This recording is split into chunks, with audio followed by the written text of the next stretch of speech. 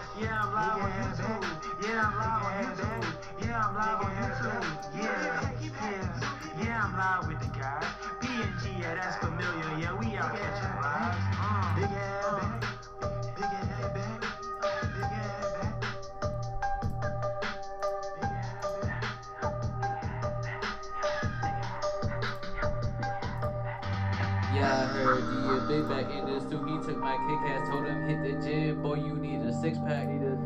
But he got confused, ended up at Shake Shack. I heard he ordered large fries with 2 burgers and a shake. Yeah, he a big bag. In the function, someone at the door.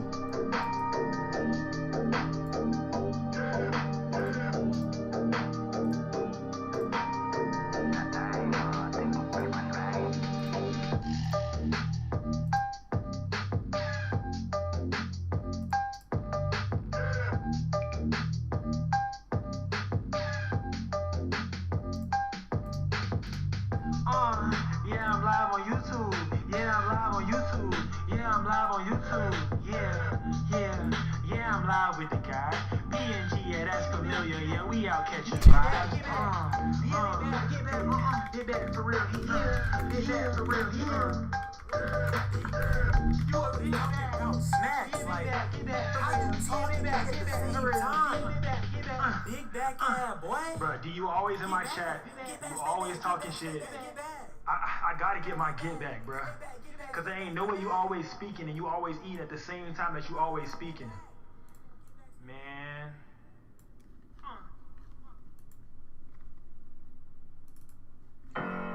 How you gonna wanna reverse me? Like, how you do that, dog? I thought we supposed to be brothers. Like, how you do that, dog? Be my dog, man. Damn. How you gonna wanna reverse me? Why can't you supposed to be my dog, but you wanna reverse me? Like, damn. How you gonna wanna reverse me? You supposed to be my dog. How you wanna reverse me? Like, damn. How you wanna reverse Mr. P&G? I'm the head, I'm the leader. How the fuck you diss me? Like, damn. How you gonna wanna reverse me?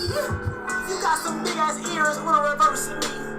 Like, can you not hear? Can you not see? Like, damn, I was talking in the chat, obviously. But with them big ass ears and eyes, you couldn't see? Texting over me, Mr. P&G, like I wasn't talking, like you blind, you can't see? Like, what? How you gonna wanna reverse me? We supposed to be dogs, supposed to be homies, supposed to be fam. Obviously, you don't understand the assignment. You don't understand the assignment. You don't understand the assignment. You don't understand the assignment. How you gonna reverse me? Oh, man. You're supposed to be my dog. You're supposed to be my dog, man. Damn. What it do, familiar? What it do, familiar? It's your boy Texas PNG, and we back at it again with another one. I had just released a new pack, not a new pack, but it's free. But I had just released like a new, I guess, free pack, I'd say. And yeah, I guess I just kind of wanted to, I'm making this little thing for me to have for it, because I'm about to create a well, I already created a product for like people to download it and stuff, so it's already up there. So they could download the adjustment layer for Final Cut Pro, because I found out how to do it. Like, I started making motion graphics and templates, bro. I found out how to use motion. Like, you know how like so with Adobe products, they have what is called After Effects, right? And then with the Final Cut, you know, Apple product or whatever, we have what is called motion. So instead of having, you know, instead of having After Effects, we have motion, right? So ours is called motion. So it's just cool that I really was like working in it today, like, you know, doing different VFX and stuff in motion. And I can't wait to start making tutorials for it. I just gotta get my my laptop situation underway before I can really make tutorials how I want to, because I need a new computer, bro. I'm not gonna lie to y'all. Like, I've been trying to make these tutorials, and like, it's been really, like, I haven't been able to go live the last few days because I've been battling with my computer. Like, that's literally why I haven't went live. Like, I've been battling with my damn computer, bro. So yeah, that's what I've been doing for the past few days, trying to get everything together to like make it actually work together, so I could like do cooler tutorials, cooler behind the scenes and stuff. But just hasn't been you know, as capable as I would have liked it to be, but it's okay. So we vibing good. The assignment. But I'm making the marketing right now for that product I was telling y'all about. I was talking in the chat, obviously, but with them big ass ears and eyes you couldn't see. Like, damn, how you wanna reverse Mr. PNG like that? Skew. Like, yeah. Oh, is it warp? Nah. Perspective, distort. It's not distort, rotate, scale. Is it scale? Okay, there we go. Line it up right there. Boys and girls, elements of the world. There we go. Oh, right click, perspective. Make that bad boy match that. Make that bad boy match that. Make that bad boy match that. And we're gonna go to warp. Come on, where's warp at? There we go. You gonna match right there. You gonna match right there. You gonna match right here. There we go. And you gonna match right there. You got some big ass ears and eyes you couldn't see.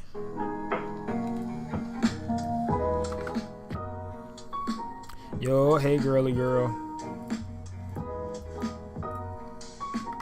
Alright. Maybe I should leave this side off, because I think it looked kind of crazy with it on there. Or like change the blend mode or something. Nah, I probably should leave it off. Yeah, it look a little crazy. This is kind of tough. I don't know if it looks cool though. Doesn't it look kind of confusing? Not confused. I don't mean confusing, but like, I don't know how I feel about it. Or what do y'all think? How y'all think it looks?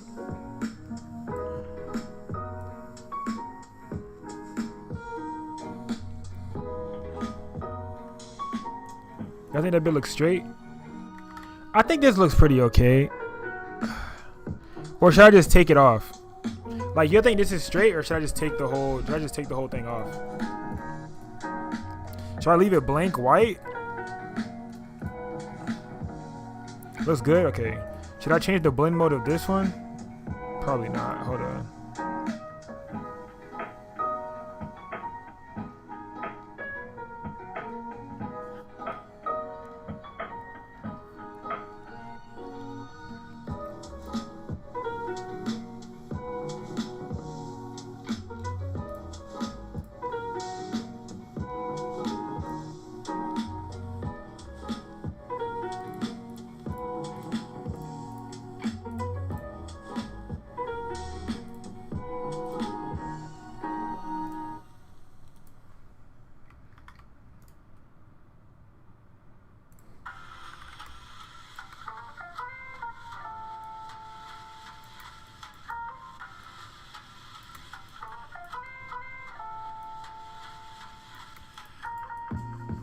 I think that might be chill.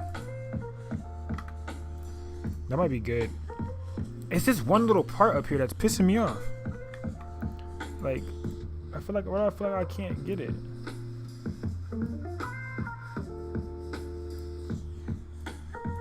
There we go. This is kind of tough, I think. It feels like it's too much going on, right? But then it feels like it's not enough going on. Okay, is it the opacity?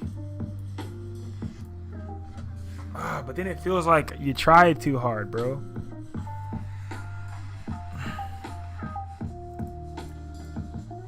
What do you think, man? Damn. I'm trying to match it with the other products on my website, bro. That's the only thing is like, I'm trying to match it with the other products on my website. So this is it right now. Obviously, this is not a good, this is how it looks right now. Terrible. So I'm trying to match it up with the website, with my website. So my other products, I didn't even put this on one. I should have did this on one, but because it looks, I don't like how this looks. I don't like how this looks either. I want them to all look like this. This is what I had did before. It was like the essentials. Oh, maybe I should just do it blank. Either I do it blank or put words on the side. Like instead of the essentials, put like for my skin, like how I did for my skin retouching pack. Maybe I put like adjustment or like Final Cut Pro or like, oh, maybe I could put Final Cut Pro on the side. Like the nutritional facts. Okay, understood. Because it's going to be a free pack for Final Cut Pro users, for real. Okay, I definitely get what you're saying. Damn, but do I really want to, do I feel like doing that? Alright, let me see, hold on.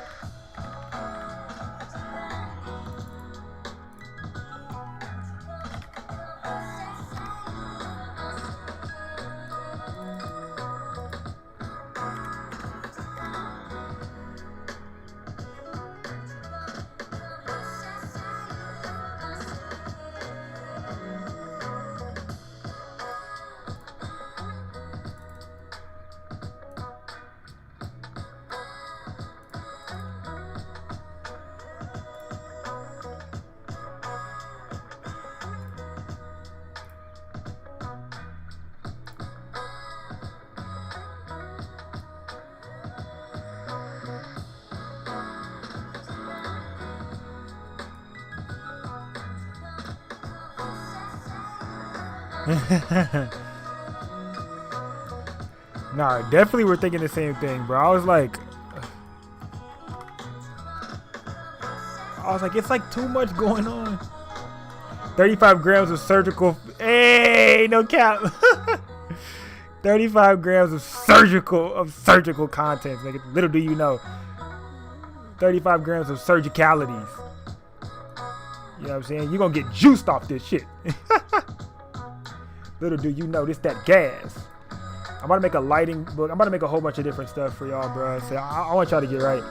But I'm gonna try to make everything free for pay. Not everything free. I'm not gonna say that shit too soon. But I'm gonna try to make a good amount of things for Patreon. I'm gonna go. Oh wait, hold on. I need to convert this into. I'm gonna do a Command J, and I'm gonna hide this bottom layer, and then I'm gonna convert this. And I'm gonna rasterize it if it lets me. Rasterize type, there we go. So now I can make it yeah, there we go. Now it's like an effect. All right, Command T to transform, right click, Skew and distort. There we go.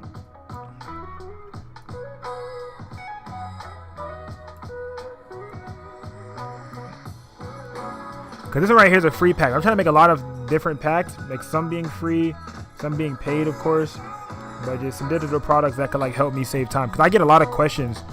Like I want to make the 101 responses to clients. I want to make one of those videos too. Not videos, but a book for that.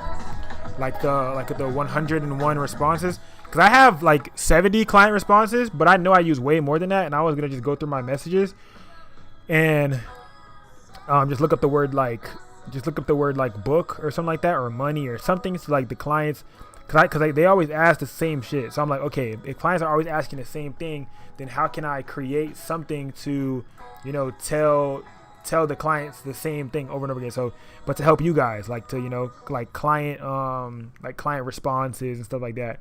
All right, so these are cool. These are cool. These are cool. These are cool. This one right here had it because it's one of those. It's a different type of pack. These are just presets. So I think all my presets are not gonna have it on the side, and then I think the ones that are gonna have it on the side, I want to redo this shit again. Even though this is free, I want to redo this one and make this one be the front of the thing too. Because this right here is disgusting. That's what we're remaking. We're remaking this one right here because that's disgusting. I really don't like how that came out. All right, but I think this is tough. Oh my goodness, y'all! I spelled this shit wrong, gang. FXPX. It's supposed to be FCPX. How y'all let me do that shit? See, this is also why. Hey girl, this is also why I didn't delete the bottom layer. You see how I still got it? Crazy, right? I'm gonna delete this top layer now. We're gonna rewrite it again, bro. That's the whole reason why. Command J. Backspace. Double click FC. We're gonna FC. FCPX, Final Cut Pro X. All right, like what? That's crazy. All right, now I'm gonna go Command J, hide that bottom layer. There we go, and then right click, rasterize type, and now it's an image now that I can use. I'm gonna go to blend mode and I'm gonna change it to multiply, so that way you can see that background. Oh shit, I'm grabbing the wrong layer. I'm gonna grab that top layer. There we go.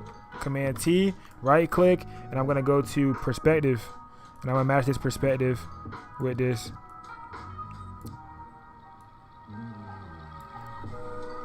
And then after that we're gonna do skew, but we're gonna worry about the perspective right now.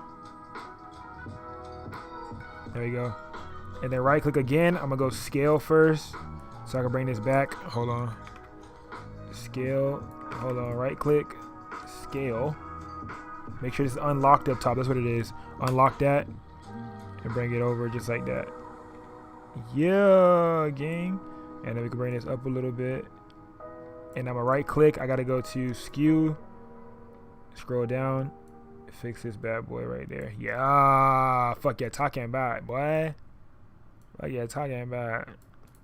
Maya, I had created the adjustment layer. Well, you see me making the thing right now, but I created it so that way you can get it now. So like when I be adding them effects on top of my stuff, and I was like, I'm gonna make a tutorial for y'all.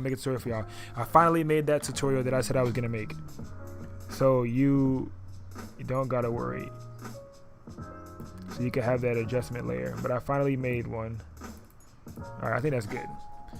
Bro, I'm so weird. Like I literally, like this right here will piss me off. Like this not being leveled with this.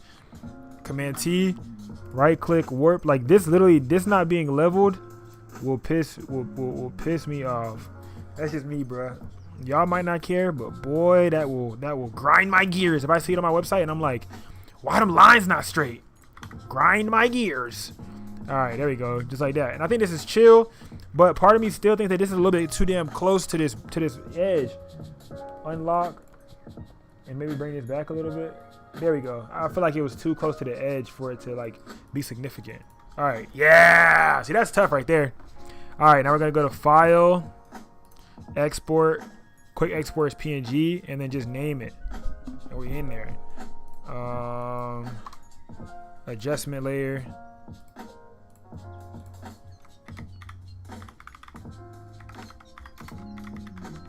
Adjustment layer, product box.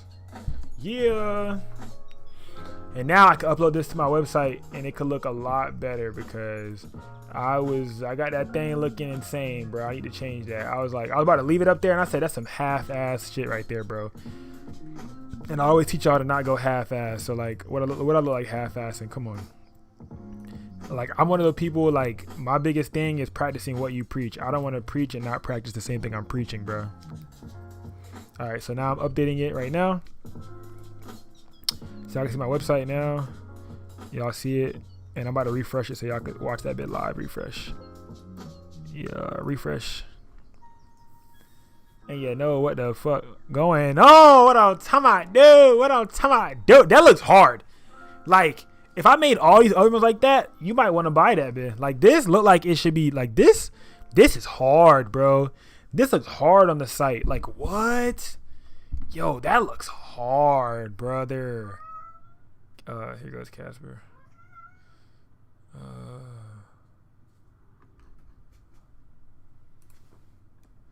Jesus Christ. Ain't nobody talking to you. Kitty cat. Goodness gracious, go back. Oh, alright,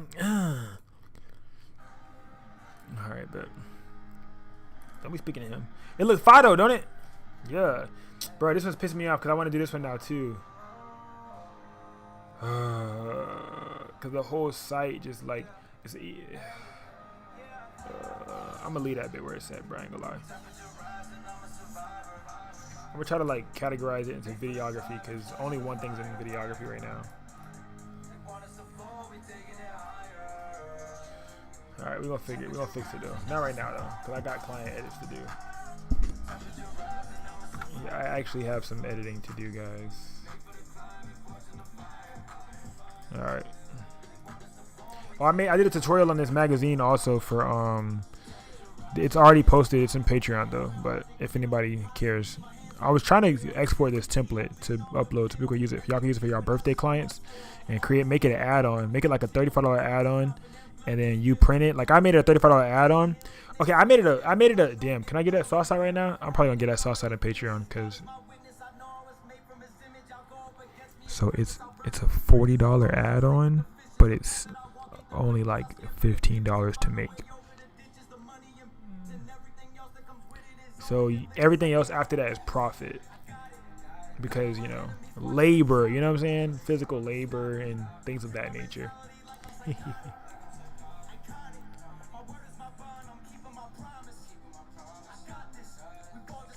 And I also did one of these videos, editing an event recap. I did that. That's in the Patreon right now. Yeah, labor, exactly, you know? This video is in there. The how to add adjustment layers in there. This one's free for you to watch and use and download, and then all these other ones are in there too. Okay, but all right, let's get into this client edit. Let me close out this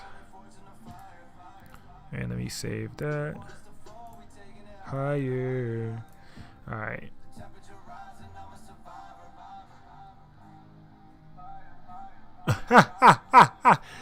Spits out water. November's finest. Who's trying to take my time? My client. Hey, my client.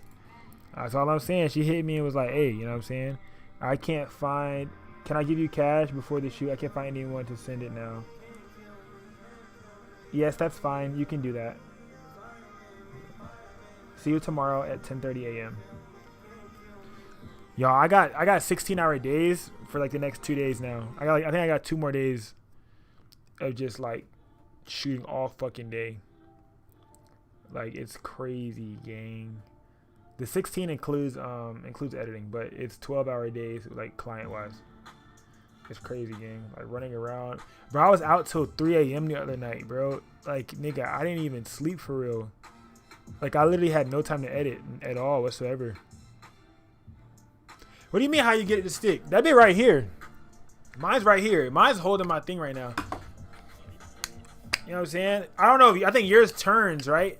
But yeah, mine got just a little lever, like one little thing, and it suction cups. That bit stick to everything. I use that for my car videos and all. That bit go. You know what I'm saying? That bit stick right there onto the, you know what I'm saying? Did you get the, which one you got? Look, so this bit go right under here. Oh, I don't want to stick it on I don't want to mess my painting up. But it's suction. You turn that bit, it's suction. Yours is the updated version. Mine's is old as shit. Mine's don't even, they don't even sell mine no more. Mine's literally only has one little turn thing, bro. Like it literally just has one turn. Like it's crazy. But yours I think has the whole like, just make sure it's flat. Make sure it's flat and doesn't have oxygen holes. Like I could stick it to the wood. I stuck it to wood. I stuck it to glass. I stuck it to drywall, but it has to be flat drywall. No popcorn, no oxygen in the drywall. I've stuck it to paintings. I've stuck it to glass. I've stuck it to my table, my car.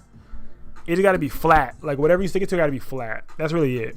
But it holds my It's been holding my my productivity timer for a while now. But it holds it right now. But anywhere I go, I take it if I need to do a video in the car or if I know I'm gonna have to do something. I said, okay, that's fine. Okay, that's fine. You can do that. See you tomorrow at 10:30 a.m.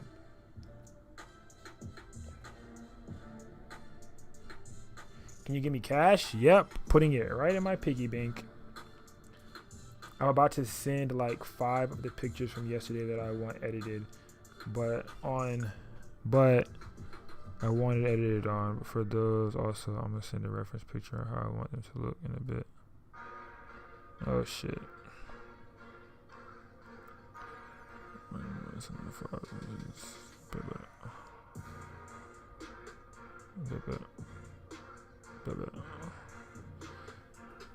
Client's about to give me some crazy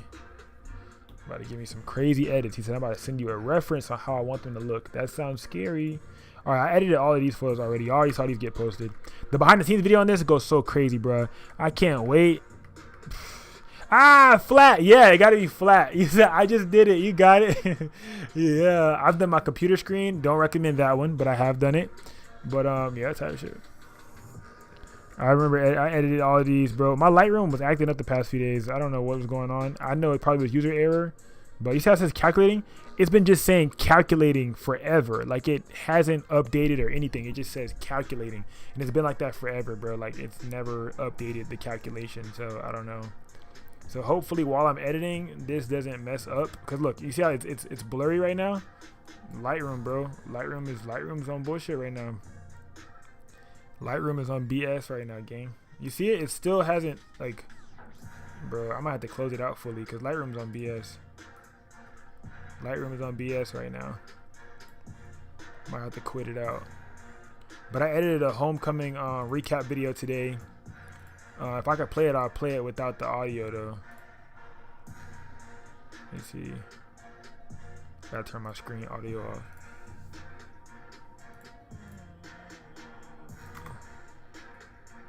These are the videos I'm about to show y'all that I edited on Final Cut, and I did a tutorial in the Patreon.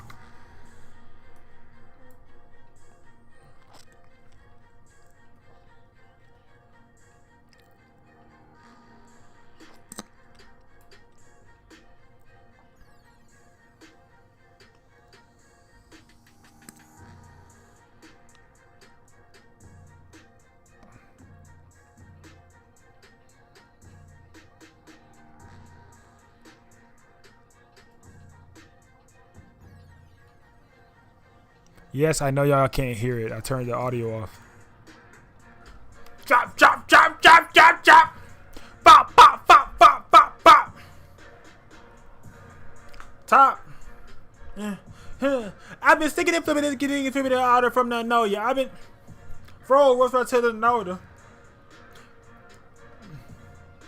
Baby, she there with me. Right there, right I roller coaster. Yeah, with me, yeah. Get up with me, yeah. Me, yeah. Yeah, and then this is the other one I did other day.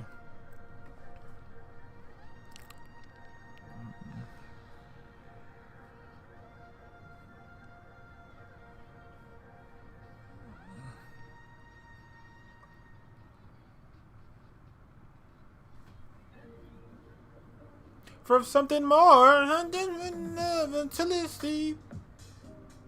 When I done that messed around, I'm having fun. Don't put you down. Oh, baby, let me keep me off my feet. This time, baby, I'll be Bulletproof. And it's all handheld. This time, baby, I'll be bulletproof. But yeah, that was all handheld. And I did the editing and everything in Final Cut. And then I did this one. This is another tutorial I did in Final Cut too.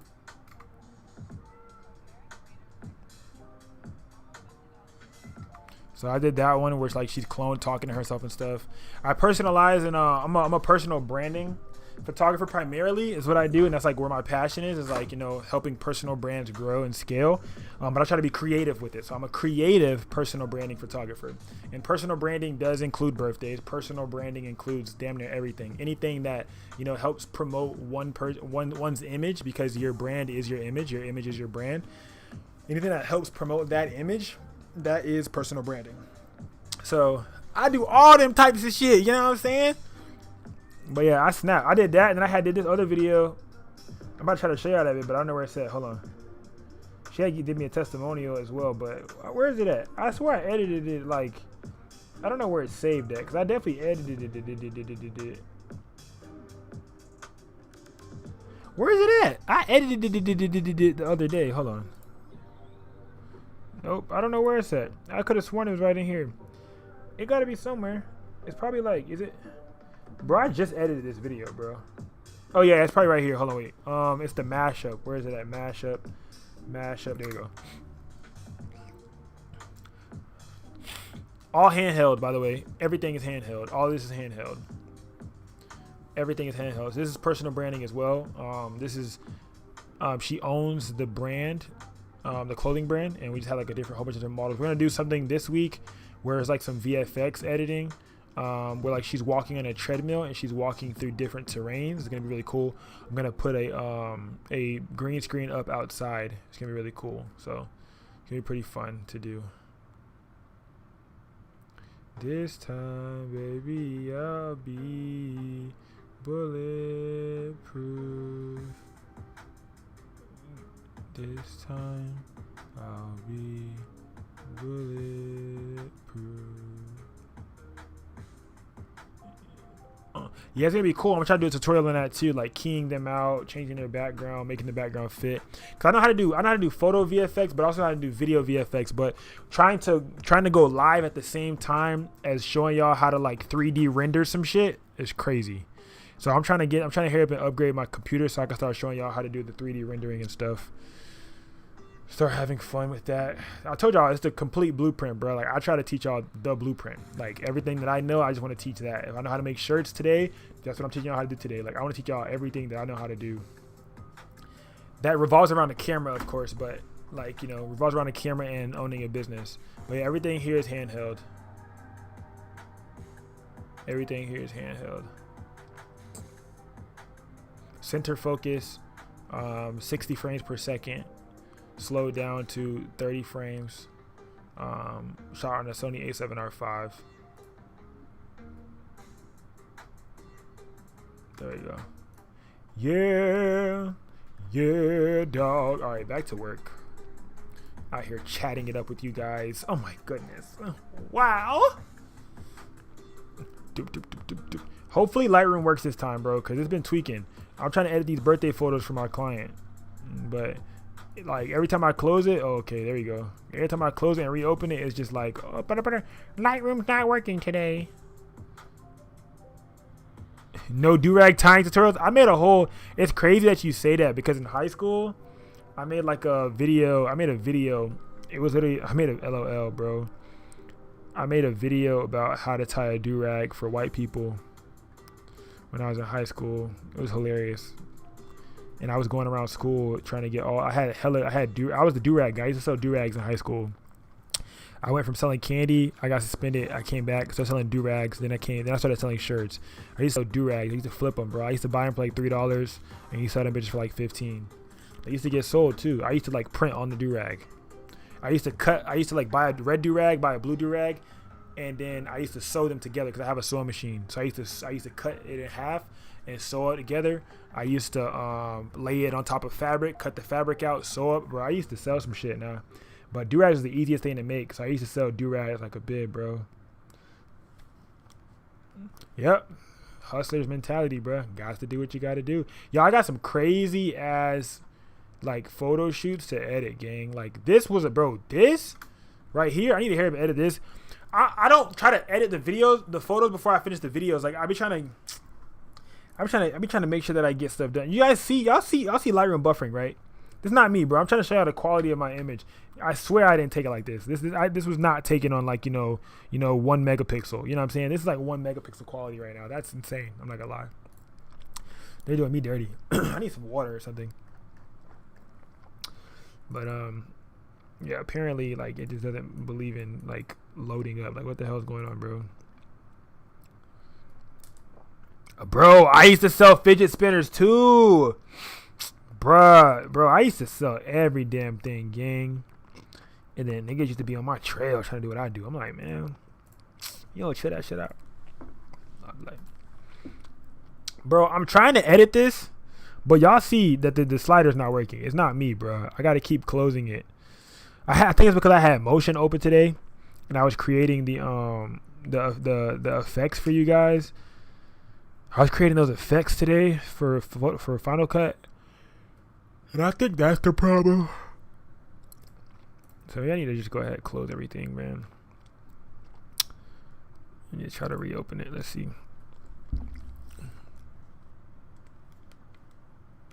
And Beyblades, I think that's how you spell them. Man, bro, I used to make a bag in school, bro. You know what I talked about today? What I talked about today was with somebody. It's crazy how like back in the day, like when we were younger, they used to shun us for being a jack of all trades. I got told by my own auntie, like, oh, you'll never be anything in life because, jack of all trades are masters of none, and you never finish anything because you're always moving on to the next thing, so you always quit, right? And I think now, looking back, that is a trait of a hustler. Like that is a trait of someone who will never go without a job. That's a trait of someone who will never be unemployed. That was a trait of someone who will never be unoccupied, who will always have something going for themselves, who will always be doing something. Like back then it hurt, and that's what got me to where I am now. That one statement, that one sentence from my aunt saying that is what really got me here. Like, cause I replay that in my head all the time. Like you'll never be nothing. You'll never be nothing. You never be nothing. Like I play that shit in my head. Like you always quit. You're a quitter. You always quit. Like play that shit. But it's so crazy because now in the world of photography, being a master of one is bad because you're guaranteed a slow season. If you're a master of maternity photography, you're guaranteed a slow season. If you're a master of only one form, only headshots, you're guaranteed a slow season. So like that's why it's like I feel like it goes directly against the creative industry, and it goes against really anybody, because today you can work a job and you can get laid off. Imagine if you took your entire life to get a degree for one job, and that's a master of one, right? You took all that time to get a degree for one job, and they're doing budget cuts right now and they lay you off. Your job is now doing budget cuts and they decide to lay you off because they don't need your position anymore. But you took 10 years to get an education, 5 years, whatever the fuck, to get an education for this master of one job, right? And now you're forced to relearn shit. You're forced to go back to the work field and figure things out, or get another job that you're really only good at this one thing. But if you had multiple trades and you were a jack of multiple trades, it would be so much easier for you to find a job. It would be so much easier for you to, pivot and be resilient and be adaptable. But it's crazy that we would get shunned on it, because it's like, oh, if you never lock in, or you never do just this one thing, you won't be anything in life. Passion doesn't pay the bills. I'm trying to be the direct definition of how passion physically is what's paying my bills. Every client that I have, I'm like, well, what made you choose me? I just saw how passionate you were about your work. Oh, it's paying my bills then. You can't tell me that passion doesn't pay the bills. If I can show my passion, through the client experience that I give from my clients, they can tell that I'm passionate, which is what makes them, refer me to other people, or refer other people to me, because they can see and tell that I'm passionate about what I do. Like his passion is just, it's vibrant, it's evident. So like, how can you say that passion doesn't pay the bills? Passion doesn't pay the bills for someone who I guess is, naturally talented, because talent doesn't pay the bills. I could say that. I feel like passion pays the bills. I feel like talent doesn't. You can be talented as fuck with no ambition, no drive, no passion, and nothing will happen in your life. But if you're passionate as fuck, you have no talent, but you'll find a way to make it happen because you're so passionate. You will create the skills needed to get a job done. You will create the skills needed to acquire that career or that dream life that you have, that you want to have, because of the passion that you have. So your passion can quite literally pay your bills. Your talent cannot pay your bills. Your talent can't directly pay your bills without applied action, without applied passion, without an applied plan per se. So I feel like if you are overly passionate about one thing and it's all you think about, and you find a way to make it a income, to make it a source, even if you're talented, if you're naturally gifted at shit, but you're not passionate, you're not going to get anywhere. Because you could be naturally talented and just do stuff, but you don't think that what you're doing has a real impact, so you won't do it to the extent that you feel that you should, which makes your talent have no true value. Like, yeah, you're an amazing, painter, yeah, you're an amazing driver, you're an amazing, clothing maker, but you have no passion, no ambition, no drive behind it. You can't create a business. You can't make an income off of it. You can't scale that because, yeah, you're ambitious and, you're talented, but you're not passionate about that thing, or you don't care enough about that thing for you to make a career out of it, to make something, you know what I'm saying? Like, that passion is what's going to drive you. Like, you could be dead broke. Like, I could be dead broke and I'm still going to do photography because of how passionate I am about it. Like, I could be dead broke making no bread. I'm still going to do photography. Like, that's how passion driven I am towards my goals. I could be dead broke and I'm still going to make YouTube videos because I'm so passionate about content creation and YouTube. I could be dead broke and I'm still going to help people and teach people and give out free game and sauce because I'm so passionate about helping. Like, it's crazy, bro. It's crazy.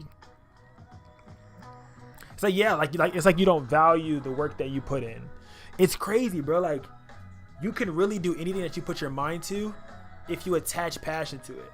If you attach passion and that drive and ambition, it becomes created. Motivation becomes created. Discipline can get created when all attached to passion. Like, passion creates the spark, and then everything else follows suit. You can find a way to make everything else follow suit. I'm overly passionate about this thing. You hyper focus on that thing and you create a business around it. You hyper focus on that thing and you create systems around it that allow you to be passionate, that allow you to, work within that thing more often than not. It's crazy, bro. Like, it's crazy. It's crazy. It's crazy, bro. Passion can pay your bills, bro. Like, and that's the one I heard that shit all my life, bro. It's like, oh, passion don't pay the bills. You know what I'm saying? Like that don't pay the bills. You know what I'm saying? Like, or that art that don't pay the bills, and it's crazy. Like, I had to buy my own first camera. Like, all I wanted for Christmas every damn year after being 10 years old, gang, was a camera. I would get clothes, I would get video games, I would get all this shit that I did not want.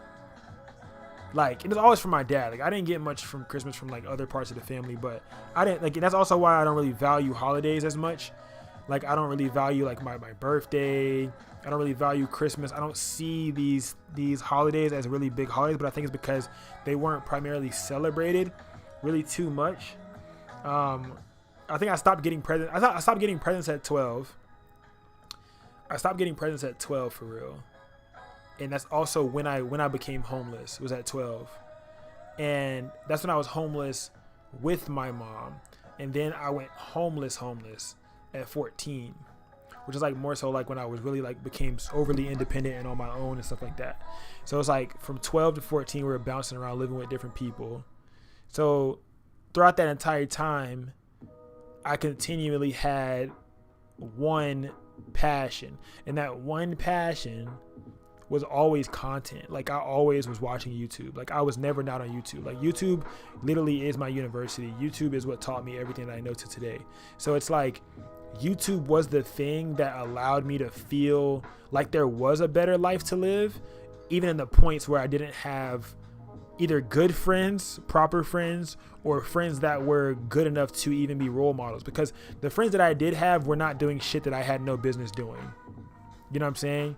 So it's like you couldn't even really call them friends for real. It was acquaintances, because certain friends are friends based off of location and economic background.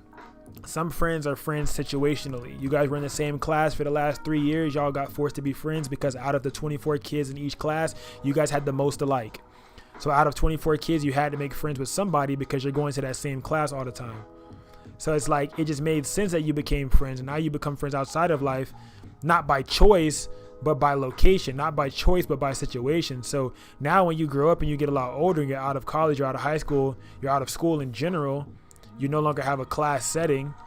You now have to create friends or create a community per se that's not situational. You have to create a community that, you know, you decide to join. And that's also why I created PNG Culture, because I didn't have friends. So if I didn't have friends, and I knew that like my friendships never truly last because I'm an inconsistent friend, and I understand that. Like, I know that I'm so driven towards my passion. You know, I'm so driven towards this one goal. I'm so driven towards this one thing that I want, and no one will ever understand that. And that's okay. And I understood that from like a young age. It's like, no one's going to see the vision that I see because it is my vision. They can't see my vision. It's okay. You shouldn't be able to see my vision. If you can see my vision, I should be scared because you could prey on my downfall. You should not want anyone to see your vision. Parents shouldn't be able to see your vision. They shouldn't be able to see it. They should be able to believe in you, trust you, have faith that you're going to go, that you're going to make the right decision because they essentially raised you, right? But they can't get mad. They can't, you know, you can't get mad at them for not seeing your vision because they're not supposed to see your vision. It's not their vision that they had. It's not their dream. You had that dream. You had that vision. You created it in your mind and in your head. So someone else shouldn't be able to see it. They could believe in it, but they can't fully believe what they don't see. You can believe some shit because you've seen it. You've closed your eyes. You've dreamed about it. You know, you've created it in your mind. You've hallucinated about it. You've went to sleep. You've stayed up late nights thinking about it. So you literally directly manifested it and created it into life because it was a vision that you once had. Everything that's ever happened in life has always been an idea first. Things have never, you know, not been an idea first. Someone thought of it. So it's the same way with your life. If you want, you know, what you want out of life, you have to be able to think it and see it first. And you have to be okay with no one else being able to see that vision because it's your vision. They shouldn't be able to see it, which is why I didn't get mad at any of my relatives, which is why, like, you know, this is me looking back, like, which is why I wouldn't get mad at people for not buying me stuff, for not helping me. It didn't do anything but make me the, and I quote, hardest working human. It forced me to work harder because I didn't have talent. This is wrapping back into what we started this conversation on. I didn't have talent, right? I didn't have a natural gift. So I literally had to leverage my passion to create the skills that were required for the goals that I wanted to achieve.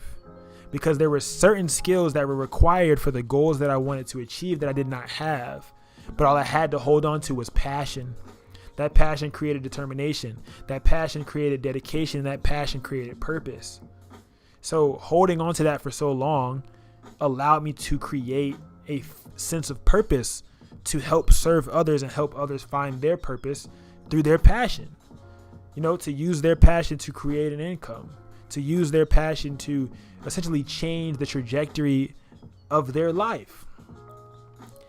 And that is PNG culture, bro. Like, PNG culture is so rooted to me and who I am as an individual. Like, it's so rooted to Taxi, bro. It's like, it's PNG, passion, no gatekeeping. Passion comes first. Then there's a period. Then no gatekeeping, one word. It's passion, no gatekeeping, bro. Because there's a lot of stuff that people want to be able to do that they feel isolated on. They feel like they're the only ones. They don't see anyone that's doing the thing that they want to do in life, to be able to see them as an example, to be able to see them, for them to be able to lead and live by example. Passion, no gatekeeping, bro. Passion, no gatekeeping, bro. Passion, no gatekeeping, man. People at my school be asking me, like, are you going to continue photography out of school? Hell yeah. I'm like, yes, instantly. Like, literally shaped me as a person. Like, it is my identity. Like, the way that I love to explain it for you guys, and y'all could use this and steal this as well, is I bleed this. Like, are you like, oh, you know, you can't do photography forever? I bleed this. Like, as long as I'm living, I'll be holding a camera. Because I bleed this. It is in my genetic code. It flows within my blood veins. It flows with me. As I breathe, as I have oxygen in my body, I am creating something beautiful daily. I'm creating content. I'm filming. I'm photoing. I'm photographing. I'm creating memories. I'm documenting till the day I die. So that once I do, everything that I've documented here on earth will live way past me. All of the lives that I've encountered, all the lives that I have had, you know, a hand on will still be shaped way past me. Like, anything that I'm able to inspire into one person, they're able to take the same ideas and inspire someone else, the next generation. Like, it lived on way past me. Like, it doesn't stop at me.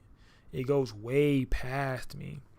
So I bleed this. So I was like, bro, like, this photography, it's in my veins. Literally, bro. Quite literally, bro. Said it gotta be, you said it's gotta be true. It's what I'm doing. I'm going through my mom right now. Yeah, that's definitely what it's like. And you can't be mad at them because they're not supposed to see your vision. Like, they're not supposed to see your vision, bro. Did you make a mistake buying the FX3 recently? No, just learn how to use it. No, like, no purchase is a mistake or a regret if you use it. As long as you use the thing that you purchased to the full of its ability without upgrading, going back, or doing anything, or going to the next thing, it is never a waste of money. It's never a waste of money, bro. You make sure you use it. But they're not supposed to see your vision. Like, they're not. Like, they literally should not see your vision. And it makes sense because they grew up in a different time than you did, bro. So their mindset is going to be different. And also, parents aren't taught how to be parents. And I just recently realized, and I was talking to the Discord about it, is adults weren't taught how to be adults. We just became adults. Like, you just became adults. No, keep the FX3, bro. I ain't gonna lie. Swear. Keep the FX3. Keep the FX3. Sony Glass overpowered. Sony Glass is unmatched. So no one was ever taught how to be an adult. No one was ever taught how to be a teen. You're never really taught how to be a human. You're never really taught. You know what I'm saying? So you're never really taught how to do these things. So you can't really fault a person or fault yourself for doing the best that you can during your current time. Like, no one's taught how to do this stuff, bro. So, like, no one's ever taught, bro. And it's like, even with you, like, you can't get mad at everybody because, like, you're giving your power away. So if there's any point where, you know, oh, I blame my mom, this is the reason because of this, my dad's the reason because of that, because he wasn't, blame yourself, bro. And don't blame yourself because of their actions. Allow yourself to forgive them for those actions that they are currently doing or were once doing. And now figure out how you can navigate the problem that you're in currently. Because you continuously blaming somebody else for your misfortune or for your you know, for your lack there of having, you're giving your power away. Because there's a thing inside of this equation that you can control. There's certain parts that you can't control. And if you identify what you can't control, like if you're living with your mom, you're living in a dorm, you're doing whatever, you understand that, okay, I'm living with my mom and these rules that she has are things that are non-controllable factors. Cool. So what are the controllable factors? What are the loopholes? What are the things that are within my control that I can do that don't breach the contract of that control? You know, with having a job, with anything, you have to identify the controlled variables that you can actually control outside of everything else. If you know that you work from 9 to 6 p.m., what you can control is what you do right after you get off work. Are you going to just be tired and say you're tired and allow yourself to be tired? How bad do you want it? Like, oh, man, I work all the time, man. I work 8-hour shifts, 40 hours a week, and I don't have no time to do blah, blah, blah. You do, bro. We have 16 more hours left in the day, gang. You're going to sleep 8 of them, so you got 8 more hours left. You got 8 hours of sleep, 8 hours of work. You got 8 hours left to live. The fuck you going to do with them? How you going to split them up? You're going to do 4 and 4? What are you going to do? Like, you can only be responsible for yourself and what you can control. And that's no matter what age you're at, bro. Like, I went fully independent at 14, gang. So you can't blame others. You have to understand that everyone is doing the best they can, and everyone is selfish. And being selfish, it sounds like a bad word. It's a negative, has a negative connotation over it, but it's a human trait. Being selfish is a human trait. No matter what you're watching, no matter what you're doing, no matter what you buy, no matter what you look at, you think about, how is this going to make me look to that person? You buy someone a gift. How is this person going to think about me after they receive this gift from me? How is my image going to change? How is my image going to alter and be better? And how am I going to be looked at better as a better person from purchasing this gift? Yes, that gift was for the person, but the repercussions of that gift are supposed to be a benefit to you. And you're subconsciously doing that. And that's with anything in life. Like, when if somebody helps a person out or helps a child out, like, or somebody in their family, or like a cousin or anybody that or your grandma buys you a camera. But it's subconscious, is he's going to love me for buying him this.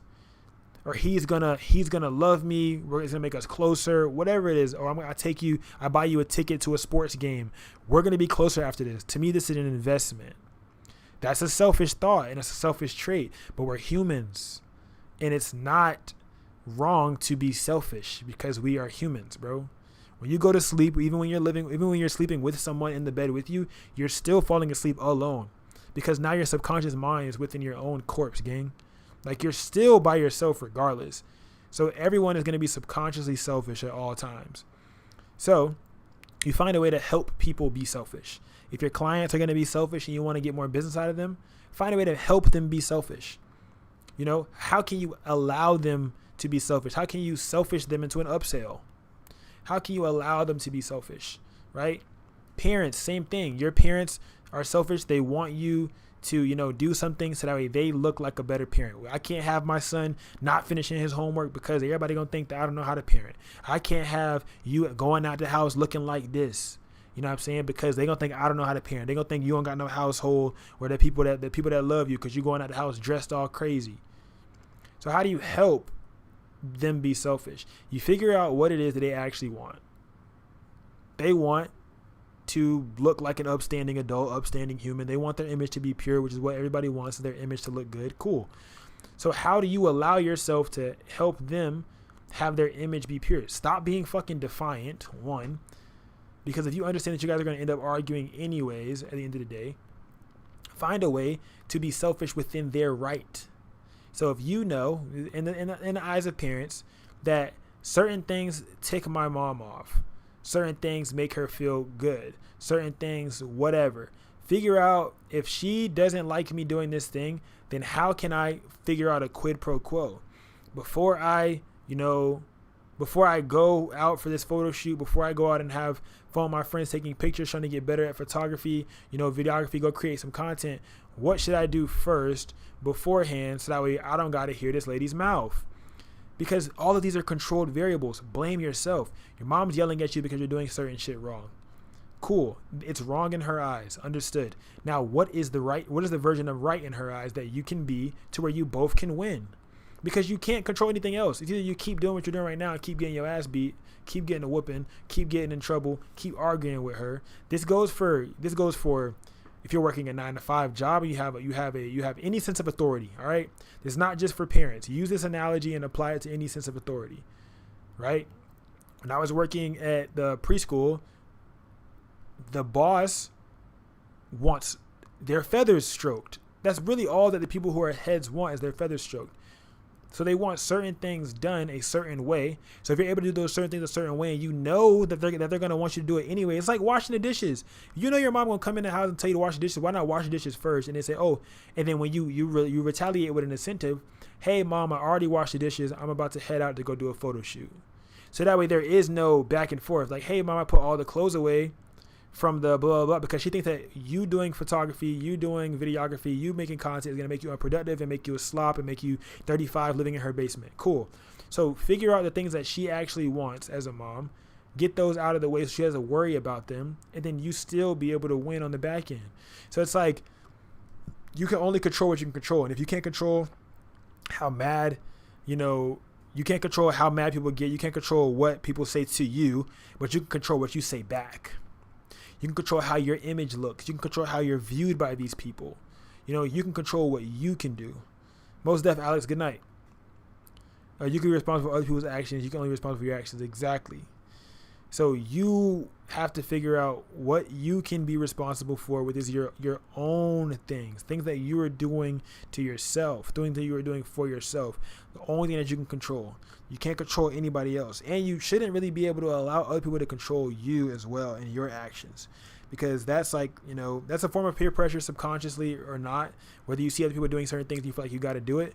Even with us right now as, you know, photographers, you see other photographers buying certain things and you feel like you have to buy it because you have that FOMO. You feel like you're going to miss out on something. Then you buy it and don't use it. It's like that with anything. You know, somebody joins a football team. You want to join the football team because you feel like it's going to make you look cool. You join the football team, get your ass battered up, and now you feel like, damn, I should have never joined the football team. But you joined because of subconscious peer pressure. So you have to figure out, think about it. What are the things that are being subconsciously pressured on me in my life that I actually probably didn't choose to do? That I actually probably didn't, you know, decide to allow to happen because I had another force in my life that made me think that this thing was a necessity or a need or an obligation. Think about it. Like, what are the things that you do that you might not have actually chose to do, but it subconsciously kind of just happened because you either saw it on social media, watched someone else do it, heard something about it in your class or by a friend, or someone said to you, oh, that guy's crazy for doing this thing. So you try to now avoid doing that thing so that way you don't look crazy in the eyes of someone else. It just all flows back to us caring about how, you know, it's all about like caring about how you look in the eyes of others. You know, client just texted me, hey, taxi, you have availability tomorrow at 6 o'clock p.m. Most definitely.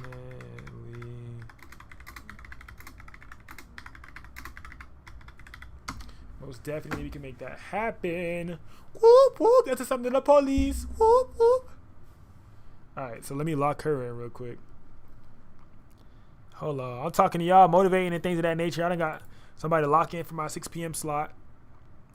Bro, and look, like even stuff like that, like posting your availability allows people to know that you are available. Because if I would never post my availability, no one would hit me up. I posted my availability today on my Instagram page, and let me see. Halloween. If I would have never posted it, I would have never had a booking. It's crazy. If I would have never posted it, I would have never had a booking.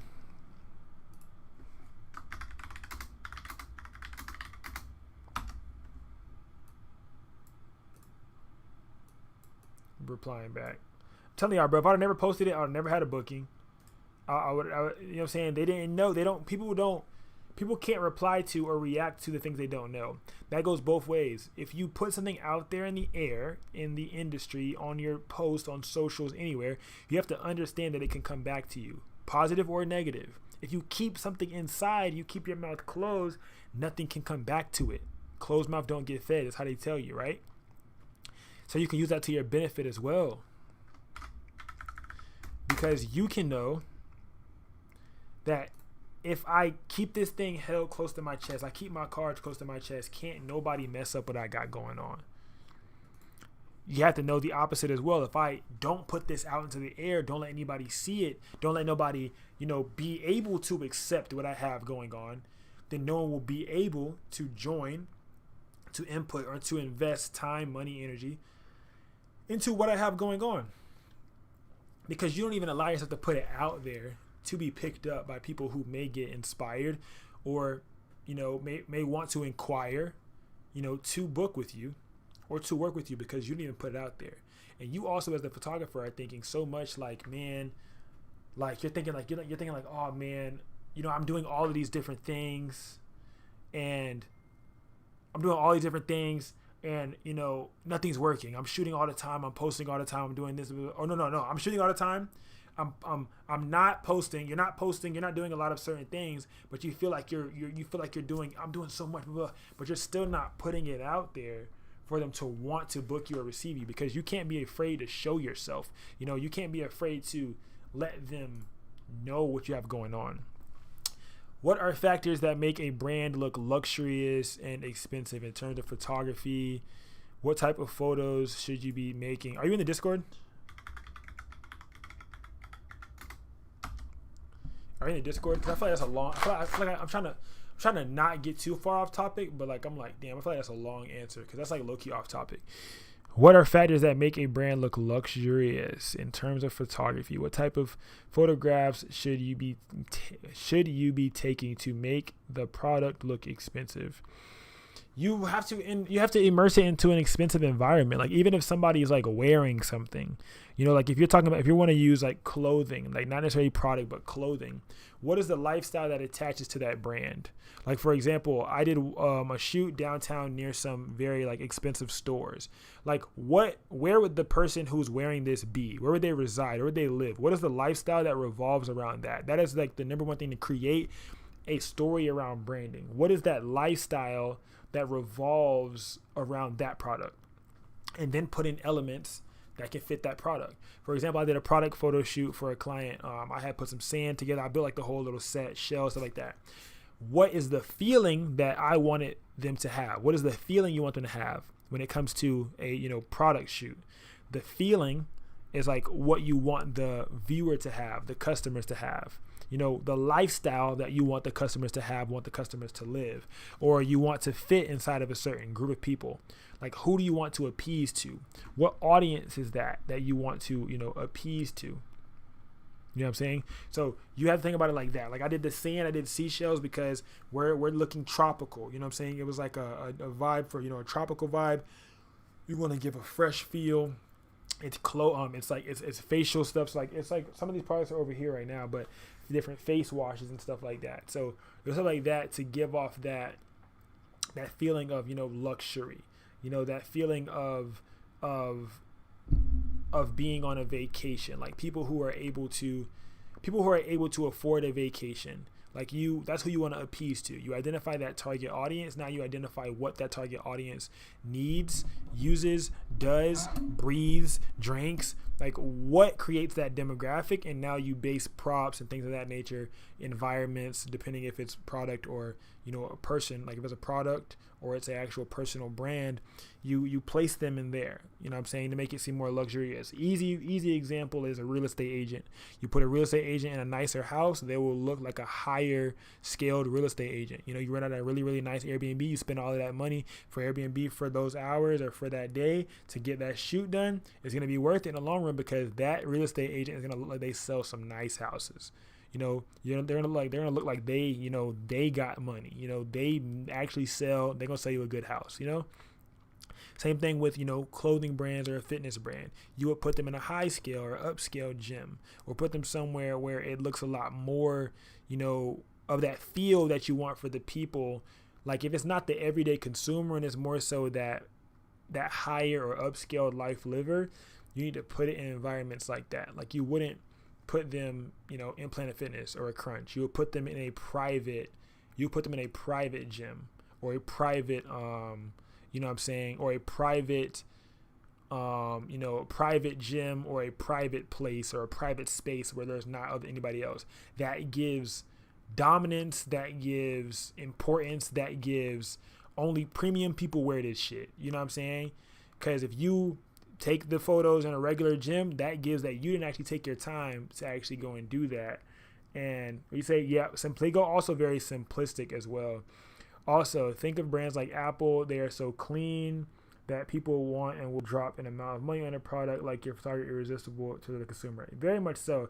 If you walk into certain expensive like malls, what they go with is minimalism. Like for some reason, minimalism just equals bread. Like it just equals luxury for some reason. Like white walls and the color nude. Like that just gives like for some reason like white walls, a few tables and some things on the tables, that just gives luxury for some reason. I don't know. For me, it don't appease to me, but I think because I'm not their target audience, so it just makes sense.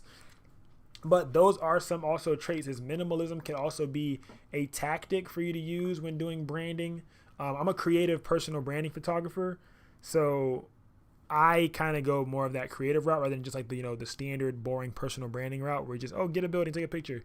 I try to be a lot more creative with it, you know, maybe have some visual, some VFX elements, things like that in there. But like, for example, one of my branding shoots, so this is a high scale, damn, if the photo even loads, it might not even load. I'm trying to show y'all a picture real quick, but I don't know. But if y'all follow my Instagram, y'all saw the photos that I posted. That was a branding photo shoot.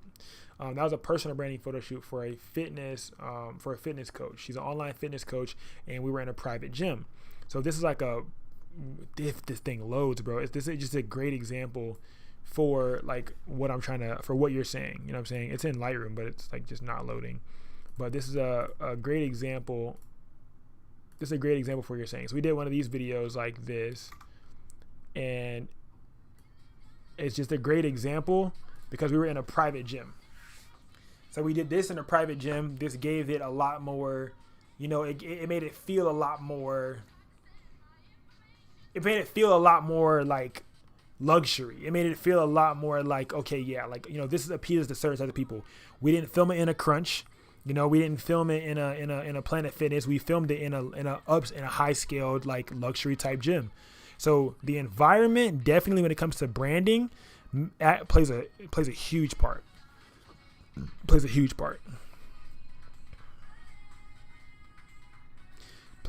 part. So like you guys see these photos and stuff. Also, it shows you where we're taking in that private gym. There's a cool vibe in here. I did like a behind the scenes tutorial on it. I'm gonna be posting that soon. I'm trying to hurry up on it, bro. I have so many shoots this fourth quarter. Like I never really have time to edit any videos because I just be shooting, bro. Like I'm averaging 8 to 10 shoots a day. Bitch, bro. Like I got like 2 more days of it, and then I'm filling in slots because, like, you know, during this fourth quarter, you got to make the money when you can, because if you ever have a time come where you're not making as much as before, you got to take it when it comes. Especially being a photographer, you take that bread when it comes, bro. You can't really say no to nobody, especially if you got the energy to be able to do it. Shit, why would you say no? Cause I know I'm overly capable of everything, bro. Like my saying is like, you know, real raw unfiltered, but to be the hardest working human, like HWH, hardest working human, bro. Like, is it on? Do I have the hoodie right here? I think the hoodie's right here. Yeah, it is right here. Look. This is my saying right here, y'all. It's hardest working human. I put it on a hoodie. They're available for sale too, by the way. But hardest working human, bro. You gotta be the hardest working human, and that's my saying, is to be the hardest working human, bro. So why complain if this is what I asked for? You know what I'm saying? If this is what we asked for, and we claim we hard workers, so why complain? You know what I'm saying? Ain't no room to complain, cuz. Ain't no room to complain. I need to edit these birthday photos though, and I need to lock this client in. She's like, see you tomorrow. I'm like, see you soon. See you soonsies. All right, bet. Then I got this client. Hold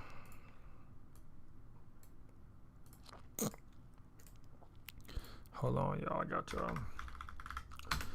But you guys can also, if you're not in the Discord, join the Discord. Discord's free for sure. But if you want to learn like more from me, I have a Patreon also for you guys.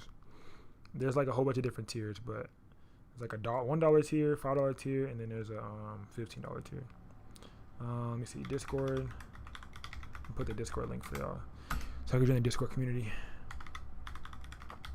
Cause Discord's free. We're almost to 1,000 people. Trying to have 1,000 people before the end of the year.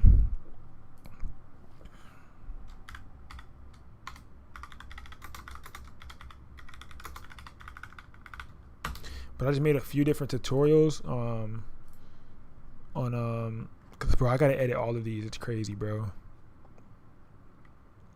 Yeah, Google Earth, and Google Maps. I use Google Earth and Google Maps. Like, go on your laptop, and you can go Google Earth, like the 3D render view, and you could use Google Earth for the 3D render view, and then you can use Google Maps. You can use Google Maps. Google Maps is easy to use on your phone real quick. Google Earth lets you like do a lot more, but Google Maps, you can and Google Earth is on a computer, so it's a lot of bigger screen. But Google Maps, if you're in a quick pinch, you can do it on your phone.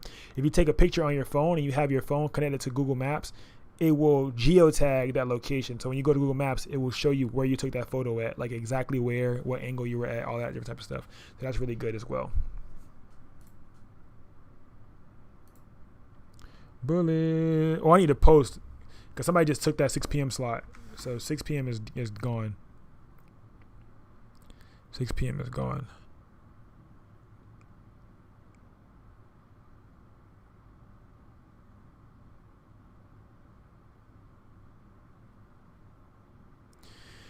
I need to repost this and let them know that 6 p.m. slot just got took.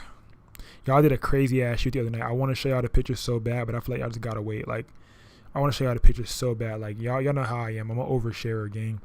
I want to show y'all the pictures so bad, but y'all just gonna have to wait, bruh. I want to show y'all so bad, though. I'm about to cross out. It's 4 p.m. Draw. Oh, shit. Nope. Cancel. Where's the draw? Okay, there we go. I'm going to do red. 6 p.m. slot. 4 p.m. slot.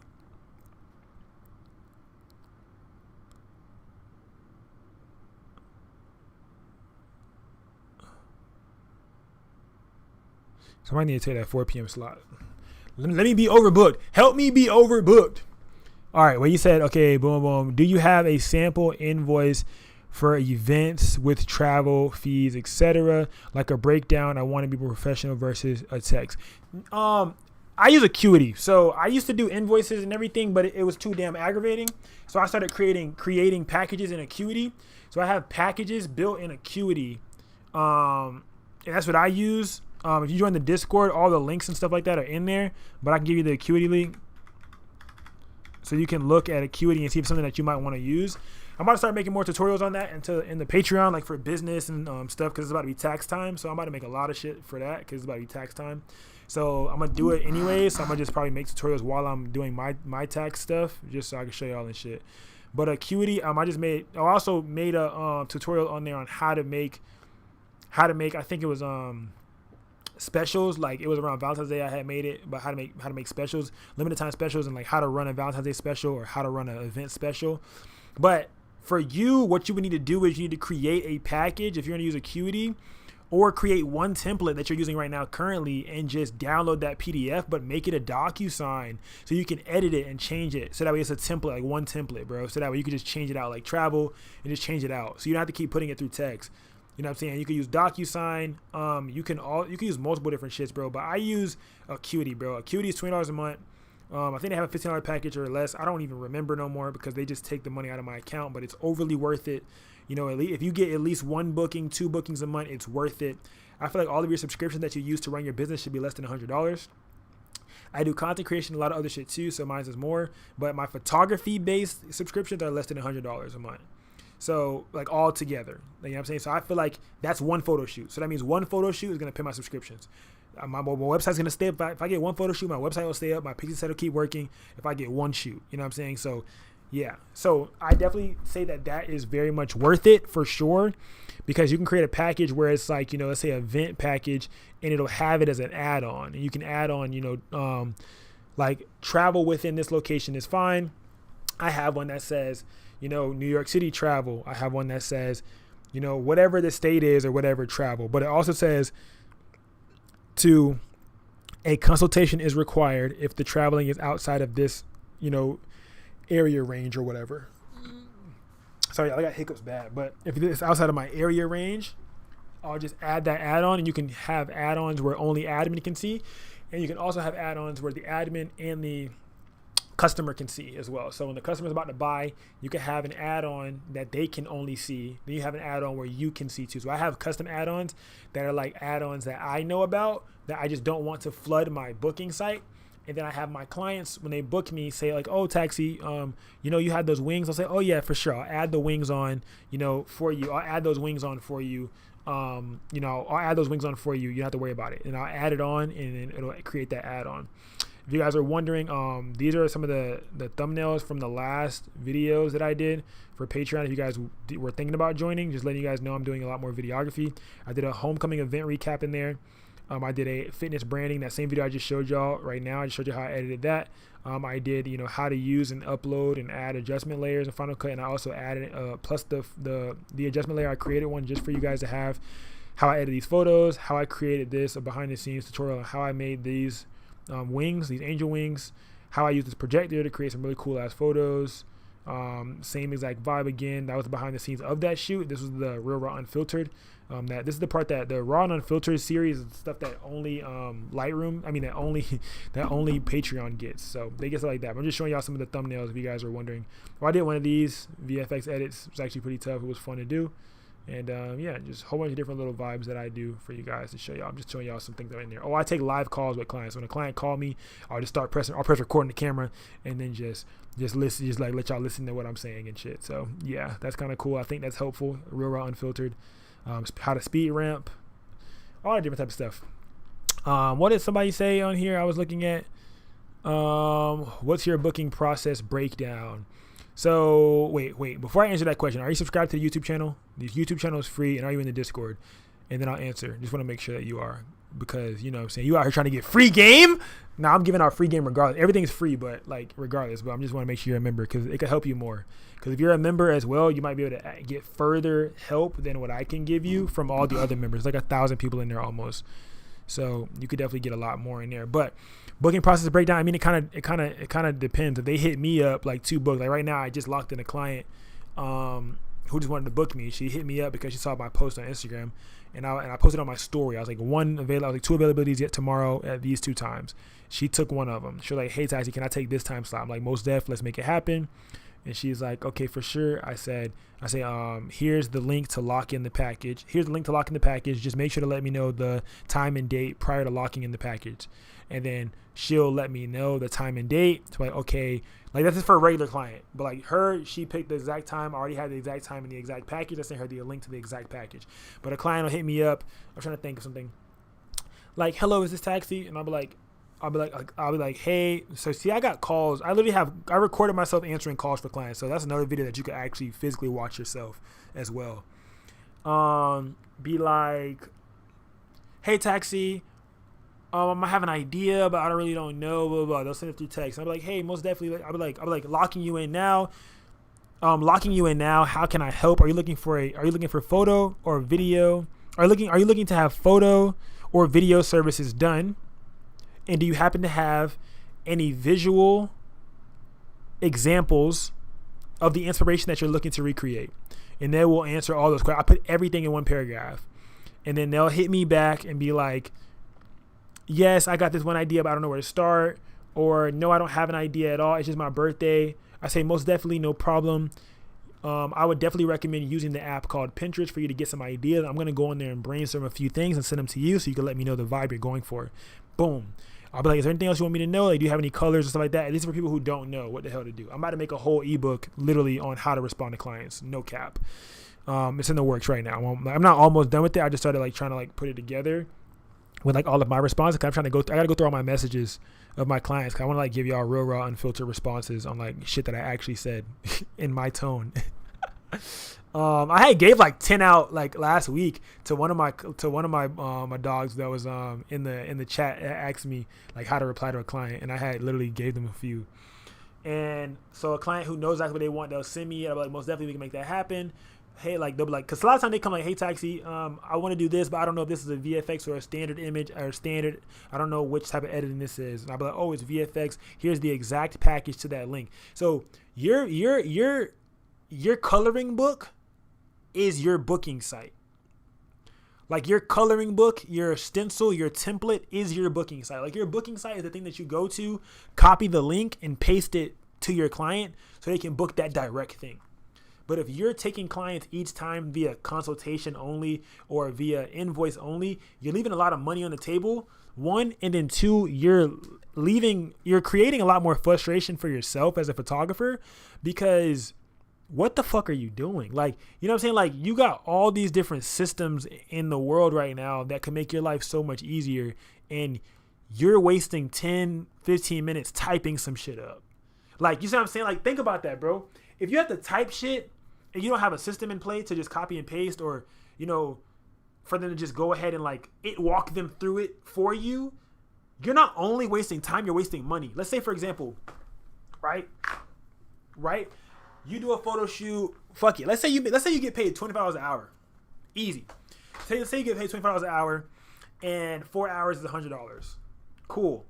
So if you take 15 minutes each client to text them back, you basically just lost $25 because it took you 15 minutes each client to text them rather than having a system to walk them through the booking process. And you could have took another client for the amount of time that you took replying to clients. Like it should be quick enough. Your booking site should be seamless. You should have things, you know what I'm saying? You shouldn't have to convince every client that comes to you or hits you, texts you, DM you, whatever the fuck, to book with you. Like you shouldn't have to convince every single one.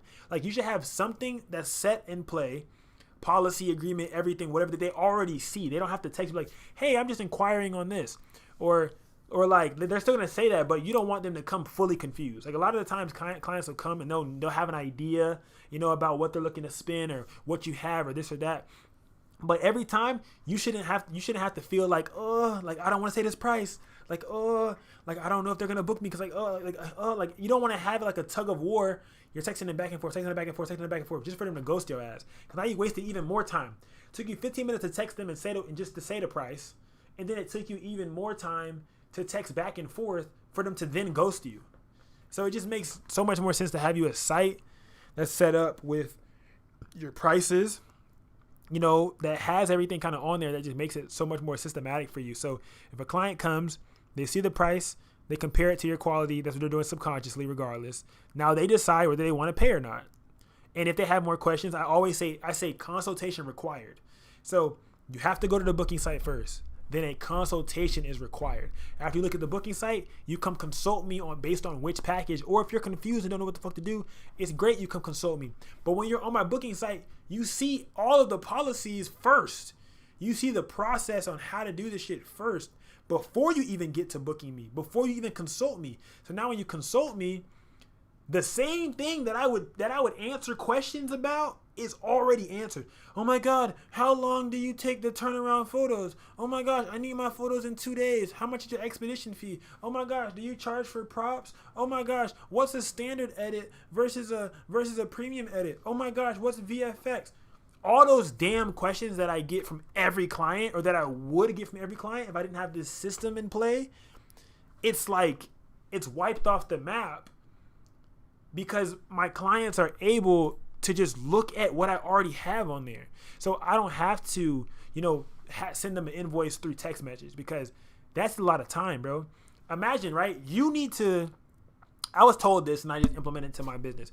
It was like you have to have a system that you can scream out of a car while driving by. Like you need to have a brand that you can scream to a person out of your window of your car while driving 20 miles per hour by them. Sounds crazy, but think about it. Like, hey, yo, taxi, I'm looking to book. Oh, yeah, taxipng.com. Very easy. It's all set up. You go to that one website, you're going to find everything. You know what I'm saying? Like, you're going to find everything. Taxipng.com. Like, that's all I got to say. Oh, yeah, man, text my number. Yeah. Bitch, you done already passed. 20 miles per hour, you already gone. Find something that you're able to create a system around that will make the booking process easy and seamless. And you also want a client to feel, the client's already going to like have pre-notions on you based on how comfortable they felt with the booking process. If your booking process is complicated, they're walking into that shoot aggravated and agitated. All right. If your booking process is complicated, they're going to walk into your shoot aggravated and agitated, because they done got back from their hair appointment or whatever the hell else they was doing. Now they came to see you and they had to go through all these hoops just to book with you. It wasn't seamless. It wasn't easy. It wasn't a comfortable booking experience. Everything's an experience. The experience begins the moment that they click on your booking site. The experience begins the moment that they click, that they text you. That is when the experience begins. The moment that they even view you, that's when the experience begins. What experience do you give them from your Instagram to your website, to booking, to texting, like to shooting, to editing, to delivering, to reviewing? Like, what experience is each of those points giving them, and how is it making them feel along that way? You know what I'm saying? So you got to lock in. What'd you say, Raphael? Get 5 clients. Wait, get 5 clients, but also gets charged with disorderly conduct. Wait, what? Oh, I get what you're saying. Okay, wait. I put two together. Wait, what? Huh? Yeah, no. I get what you're saying. Yeah. But it's crazy though, cause like you got to go back and forth and back, but you got to find a way to eliminate that extra typing, that extra talking, that extra headache. Like, cause that's a headache. If you have to negotiate with every single client, you don't have a price sheet. That's the first thing I probably would do. Even if you don't have a booking site or anything, I would create a price sheet template. All right, Daniel. What I did was, before I had a booking site, before I had money to have a booking site, I went to Canva and I created a fucking price sheet template. Let me see if I can find it for you so I can be real, raw, and unfiltered. Let me try to find it for you real quick, my boy. I went to Canva and I created my price sheet right here. This is my first. This is not my first ever one. This is an updated version. So, damn, I'm about to give y'all some sauce. Woo! Boy, I ain't gonna lie. Sometimes I stop myself. I be like, nigga, I'm really giving out the game. Like I catch myself off guard. I'm like, oh shit. I'm like, shit. I'm really giving out game right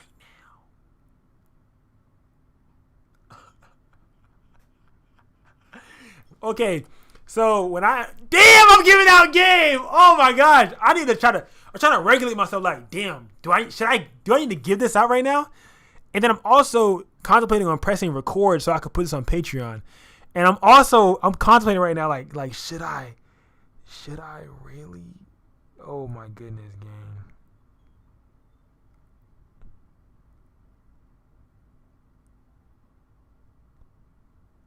Damn, the viewers just went up. Bruh, I'm like, should I really show this right now? Oh my gosh, I'm giving out game! What the fuck? Hold on, give me a minute, bruh. I got y'all. Just wait. I think I just got hit with a left hook of nostalgia. I don't know what the fuck just happened. Oh my goodness. What do, familiar? It's your boy Tyson PNG. We are back at it again with another one. Thank you for everybody who is subscribed to the Patreon and looking at this one. So I'm kind of go over one of my old pricing sheets that I created in Canva when I was first starting out as a photographer. I updated this since the very, very first time because a lot of these prices were about $50 less than what they say on here currently. So don't take these as prices that you need to model your prices off of because you are in a different industry, niche, location, all of that type of shit. So this right here is what I created on Canva, right? Damn, I'm about to give out game. This right here is what I created on Canva. As you guys can see, damn, y'all started screenshotting fast. Y'all asses are screenshotting quick. Oh my gosh. Y'all started I'm also live, Patreon. That's why I was like, damn, but they're screenshotting. They started screenshotting quick as hell. All right, but as you guys can see, this is how, you know what I'm saying? A little, you know what I'm saying? So this was also created in Canva. You can just look up the letter under the design. If you just look up letter like M and just hit enter and, elements. You got to go to elements and look up M. Like you can get a different letter to help, match cut. That's how I created this match cut to do like that. And you just put them all together and you merge the layers to make it one thing. So that's how I got that. This I actually drew myself using Procreate. But everything else, I made it the same size of an Instagram story. So I'm going to make sure that this is the same size as an Instagram story. So when I did post this on Instagram, you'll be able to see it like on the Instagram story. So this is around the time where I was also, I had my studio was in my living room. So I was in college, and during this time I had a studio in my dorm room when I first started, before I even started creating this. And then 3 months after that, I moved into an apartment, like a apartment dorm type of, like a student apartment type of situation. And I was paying a portion of my roommate's part of the rent to be able to use the living room. So with that living room, I was able to create a studio and things of that nature. I have behind the scenes videos. If y'all don't believe me, I don't really care too much to show them right now. But yeah, so these were like my old packages, like trying to just make bread. So this at one point was not $100. I think I started at 50 and then I went to 75. So I started at 50. So everything on here was down about $50 at the time. This is not my current prices either, you guys, by the way. This is another thing. These shit are like 2022 prices. But damn. But yeah, these are like so old. But just showing you guys, give you guys an idea or reference of like what you should be thinking, right? So what I was doing was I had a package. This package right here was the all photos unedited package. If you guys look into, elements, you can create all these other things. Look up box, look up square. You literally create this. And even if you look up the template on, Canva itself and literally look up price sheet on Canva, the free plan, you can make stuff just like this. And AI has gotten so much better. You can probably even make it in Canva and then put it in AI and make it look a lot better. These are some of my very first images. As a photographer, and this was like my favorite image at the time that I had snapped on this. These are all Canon, by the way, you guys. These are all Canon images when I was using my Canon EOS RP. And what I was doing was I had a package that I call this my cheat code package. So this is my cheat code package. The cheat code package was the package that just continuously will give you bread. Like when I'm slow or I don't got too much stuff going on, I was still working at Chipotle. This still have too much stuff going on. Boom, this $100. That $100 package gonna do it. $100, you get 1 hour and 0 edits. I thought I was hitting. I mean, it was hitting because it made sense. It's like if I get 3 people, $100, you get all the pictures unedited, and I don't have to do no editing. So it was like you could shoot. You would get your photos back. It's basically what I do right now at Paparazzi, but this was in studio. I used to do this in studio. So I just try to find it easy because I wasn't that good at editing yet. So if I wasn't that good at editing, I found a way to get it right in camera. I found a way to get better with getting my raw photos to look good before I even started getting good at editing. That was just me, right? Not saying that you should not know how to edit now. You should still be learning. But there was a point where I was so shunned by editing that I was just like, hey, man, like I want them to pick this. You know what I'm saying? Then I learned about this pricing structure, which is called the popcorn method, right? You put your prices close enough and you have one that's far off to where these two are $20 apart, but these are $40 apart. You see what I'm saying? So these pricing structure are close and you have that one off, the one that no one's probably going to even pick, but you still have that pricing structure to where it is the popcorn method. So it makes the lower prices look a lot more pleasing. So you look at 200, you're like, oh, 200, the next one's 160. I'm not picking either of those. You're going to pick one of these two. So it gave me less work, but I still was able to make more revenue and get a lot more people under my belt, when growing in photography. Because the number one thing that you have to do, especially in photography that I still do now, is your goal needs to be able to get as many people in front of your camera as possible. When I was first starting out, I was like, bro, I need to have 300 people, in front of my camera my first year of photography. Got to do it. That was my first goal, was I got to have 300 people in front of my camera. Like, I got to have 300 people in front of my camera at minimum for you know what I'm saying? Whether it was paid or it was collab, I need to have 300 people for me to get better. Because you can't get better if you don't have repetition. You can't get better if you're not constantly trying. You can't get better if you're not constantly shooting. When niggas say keep shooting, that's what they mean. They mean continue to shoot, but continue to adjust. Continue to shoot and adjust as you're shooting. Try different lighting. Try new things out, but continue to shoot. So these are my low ticket items that I feel like were no risk. These are my higher ticket items with higher risk, right? More backdrops, which had more ways to mess up, more things to mess up, more things to rip, more backdrops to dirty, more money that would have to come out of my pocket if things got messed up. So I made these prices more pleasing. 1 backdrop, 1 outfit, 3 edits, but you still got all your raws, right? And these raws are JPEGs, guys. I would just give them the JPEGs. When I first started out, when I had this package, I never shot raw. Like, I didn't shoot in raw format at all. I didn't shoot JPEG plus raw, none of that shit. I literally shot JPG because I was using small SD cards. And if you don't fucking believe me, the SD cards that I first started off with are right here. And these SD cards were micro SD cards. These SD cards were micro SDs that you should not even be photographing on, right? This is a 16 gigabyte. So I didn't have space to be storing any type of shit that's called raw. I didn't understand the idea of RAW, and I understood exactly how to shoot JPEGs, and I started getting better, which allowed me to get it right in camera. So when I started getting the photos right in camera, that allowed me to now feel like I never had to use RAWs. So I had never used RAWs for so long, you know what I'm saying? Until I really started getting creative, and like I had a photographer tell me like, oh, you know, you'll have a lot more, you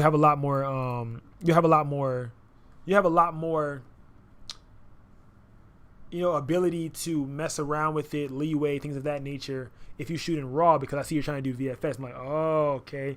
So then my VFX work started to be able to scale even more, because I was editing JPEG images doing VFX.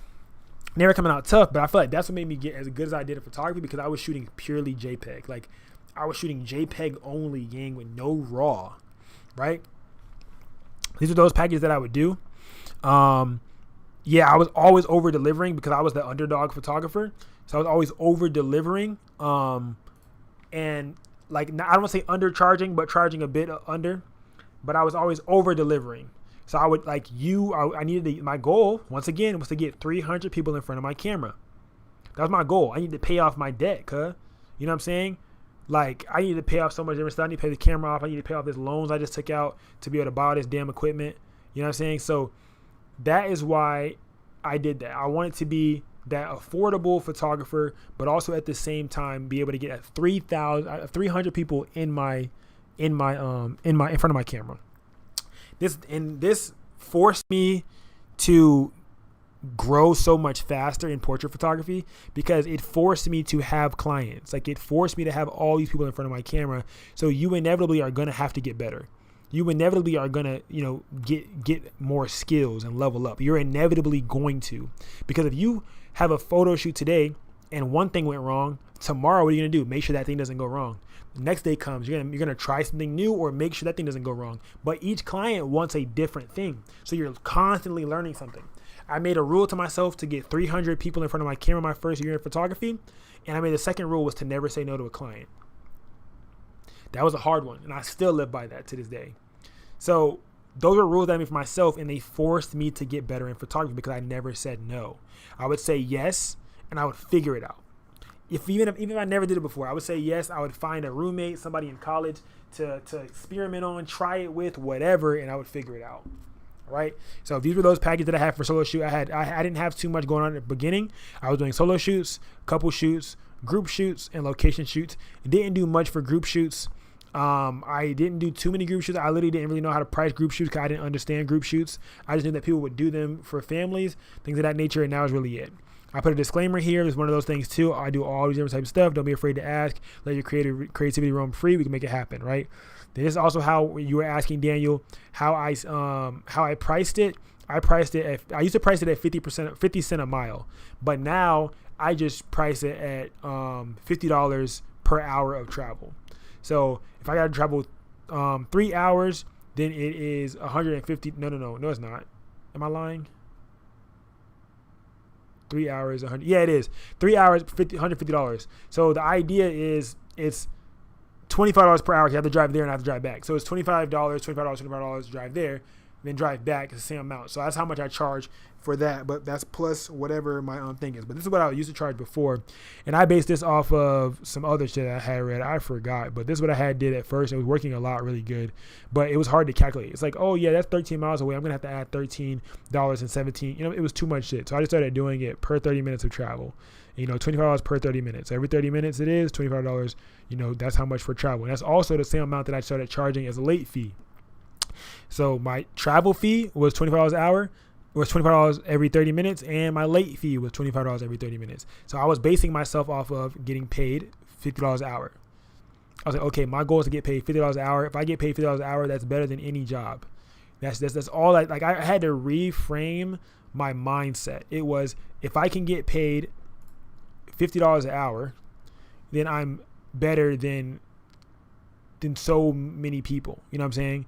I'm like, if I was just able to, that's all I need to be able to do. You know, if I can get paid more than $50 an hour, I'm making more than RN. I'm making more than anybody. You know, that was the only goal. So couple shoot, I kind of doubled it up because multiple people in it. So I literally just used the same pricing structure.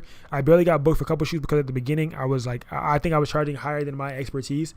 I was charging a bit higher than like I actually was experienced in because I did nothing but solos. Like, you know, all I had for examples were solos. I didn't even have, you know, any examples to even show them. But one thing that I did do that I am very grateful that I did do that I still do to today is 50% before, 50% day of. Because then I had changed it because I saw another photographer doing $50 deposit and then full payment day of. But I was torturing myself by doing not 50%, 50%. I was doing 15% and then 75% or whatever, 25% upfront and then 75% day of or whatever. I was like, oh, I make more money in the back end. But I was hurting during the weeks that I did have it, and it made clients feel a lot more okay when they wanted to cancel. So if their shoot was $100, their deposit was $25, then I have the $25. That's cool, but you can't really live off $25 for a whole month, especially if a client decides to cancel. You get what I'm saying? So if a client decides to cancel on you, y'all out here downloading the adjustment layer, y'all hard. I see y'all downloading that adjustment layer. Yeah, y'all lit. But, you know what I'm saying? They felt more okay with, you know, the day of the shoot comes, they can't make it. They're okay with paying, you know, $25 deposit, you know what I'm saying? And then just not showing up. But I wasn't okay with that because I wanted, you know, to do what I wanted to shoot. And that's when I really started getting my love for photography in. But yeah, so same thing. I kind of kept it the same. Standard edits, $10 a photo, premium, $20. It was very easy duplication. You know, if they get 10 extra edits, that's $100. You know, if they get 10 extra premium edits, that's $200, $200 extra dollars. So these were like my bread and butter. These are still my bread and butter is like for adding on. And then adding on a little video or reel, that was the same vibe. I always called it a glam visual. I don't know why, because I think it's called like glam is like the makeup. I think I just called it a visual because I think everybody else was calling it reel or short video or whatever they're calling it. I don't want to call something different. Like even lifestyle photo shoots, people called lifestyle photo shoots. Lifestyle photo shoots, I want it to be different. I started calling my shit paparazzi. I just wanted it to be different, so I called it paparazzi. But I put it at the bottom so that way, like I try to answer as many questions as possible so that way no one can ask a question when the shoot comes. But I didn't put, you know, turnaround time on here. I would have put that if I was making a pricing sheet, like a one pager for my pricing. That's what I would have did. These are not, once again, my current prices, you guys. They're what I did when I was first starting out as a photographer. This is the price sheet that I would make. And I would post this price sheet on, I think, Mondays and Fridays. And I would just post it to let people, you know, see it, let them know to get locked in, get booked. The only reason I felt bad about posting it because, I don't want other photographers to see my prices. But bitch, are you making content for other photographers? Are you in business for other photographers to book you? Hell no. They're not the ones booking you. Yeah, they might steal your prices and steal your packages, but bitch, what would you do when you starting? Well, when you first starting out, what did you do? You copied and pasted somebody's policy, didn't you? Okay, so shit, like you just understand that they're gonna do that. Cool, but don't let yourself hinder the bookings that you could get by posting your fucking prices. Like, don't hinder yourself from the bookings that you could get. Because somebody's wondering, like, oh, how much is that special? Like, oh, I want to inquire, but I don't want to inquire. So what's the easiest way to get somebody to actually book you or to get somebody to lock in with you without them having to ask you? You put it out there, bruh. So if I have a $150 special going on, I'm going to post it. $150 special going on. And if I didn't post it, I wouldn't have probably got no bookings. I wouldn't have probably got nobody to hit me up. I would just say, hey, specials running, lock in. And the only time they would lock in is if they need me. But this was during the time where I wasn't known. You know, no one knew me. This was during that time where no one knew me. Like my name didn't carry weight. So it was like I had to make sure that I had, you know, I was posting my prices. I had to make sure that I was posting the packages. Like, oh, 3 people, this is like, because people don't know and they can't invest into what they don't know. All right, so this is a cool little pricing structure for you guys to be able to see. Yeah, if we have a template, you can literally change this background color to whatever you want. You want it to be white, gray, yellow, blue, brown, black, whatever. You can do that. But you can also just go on to Canva and just search it up. Just search up pricing template, photography package.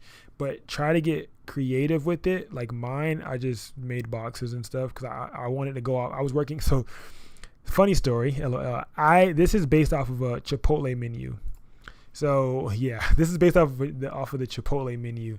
So I used to work at Chipotle, and I kind of wanted, like, I used to do photo shoots in my Chipotle shirt on purpose, like, you know what I'm saying, like, I was the photographer that worked at Chipotle.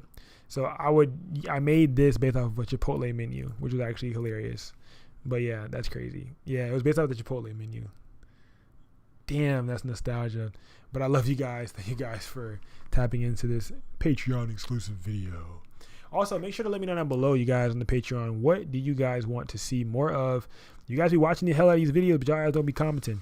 And if y'all don't comment, I don't know what to make. I need to know what to make. You know what I'm saying? I need to know what to make. You said, dang, since when can you get, what? 125 XP.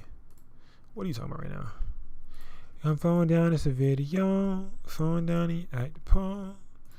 My client said, see you soon. This guy said, oh, he wants them edited like that. Oh, this is a preset. And I want them edited like this style. Wait, which one? It was, so these are the 5. Damn, he downloaded them, bro. He said, these are the 5. These are the 5, and I want them downloaded. Okay, so I did this lifestyle shoot the other day, y'all. Not this one, obviously, but he was like, he wants these are the, he wants them edited like this.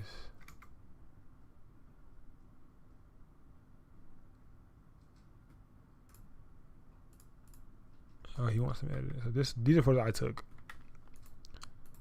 These are all photos I took, but he wants them edited like, I'm be like, okay, bet. All right, so like, for example, he just hit me up to be like, oh, I want these photos edited. All right, cool. I'm about to be like, okay, bet. Like, okay, bet, no problem. You can fulfill the extras via Cash App, Apple Pay, or whatever. You know what I'm saying? So, boom, boom, want them edited in this style. I'm like, okay, bet, no problem. You can fulfill the edit via Cash App or Apple Pay. Okay, or Apple Pay. And then in parentheses, I'll put my Cash App so that way they don't have to ask.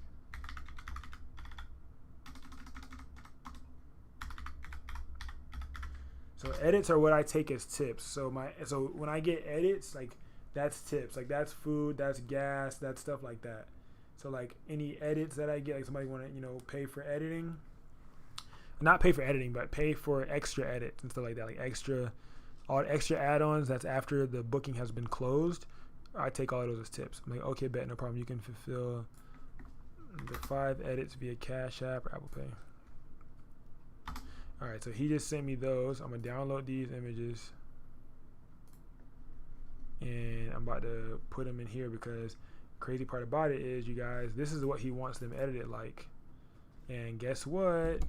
It's a preset. Whoop whoop whoop whoop. Yeah.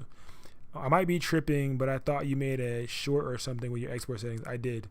I literally just finished editing photos as we speak, but I can't remember your export settings. Yeah, I did make a short. So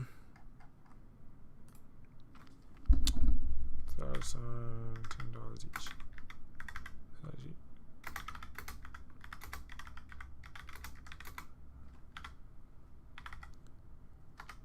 $10 each, so it'll be 50. All right, so that's extra $50 right there. Wait, what are you exporting in though? What are you exporting? Cause what are you asking right now? Diego, I'm not about to go look at the Discord right now. I'm not even gonna lie to you, fam. What are you exporting in right now? So I can help you out. Downloads, Lightroom. All right, I'm about to show you right now. Hold on real quick. I got you. Let me get these pictures for this client though. I don't want to use these JPEGs, but he sent me these damn JPEGs, and I told him to favorite the ones that he wants me to edit, but he didn't favorite them, so I'm about to just edit JPEGs, gang. All right, I think these are 5. Is that 5? 1. Damn, is the quality bad? Hell yeah, the quality bad. Fuck. I gotta go in. Damn. All right, now I gotta go find it, man. I'm gonna show you how to do it though. Hold on, clients.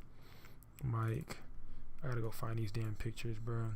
He wants 5, but he didn't favorite the exact ones. But I took a lot quick, so I feel like I should be able to find them fairly straight.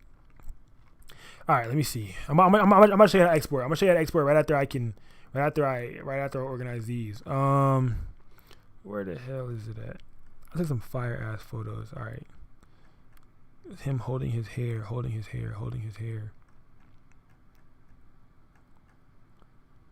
Bro, holding his hair. When the hell did he pick his head up and hold his hair? Oh, he's the back of the car. Okay. It's got to be somewhere over here. It's one of these back of the car ones.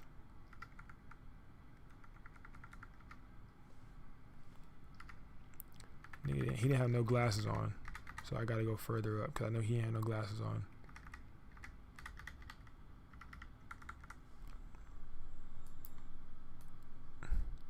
All right, let me see. Okay, is this one of them? Nope, this is the back of the car.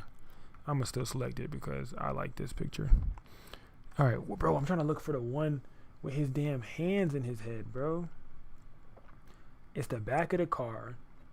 His hands are up in his head.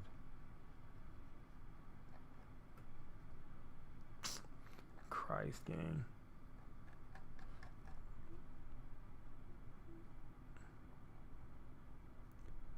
Bro, trying to look at these little things, bro. It's crazy, bro.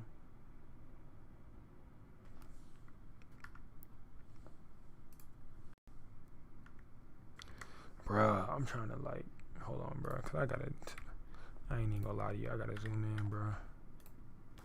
Is this one? Bro, I gotta zoom in. This is crazy.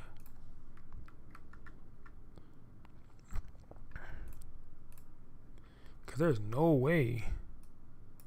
I'm not finding this. Appreciate you, gang. All right, I'm about to try to find. Okay, we gonna find it now. We gonna find it now. Okay, boom. All right, I think this is one of them. Yeah, that's one. Other one, he had both his arms down.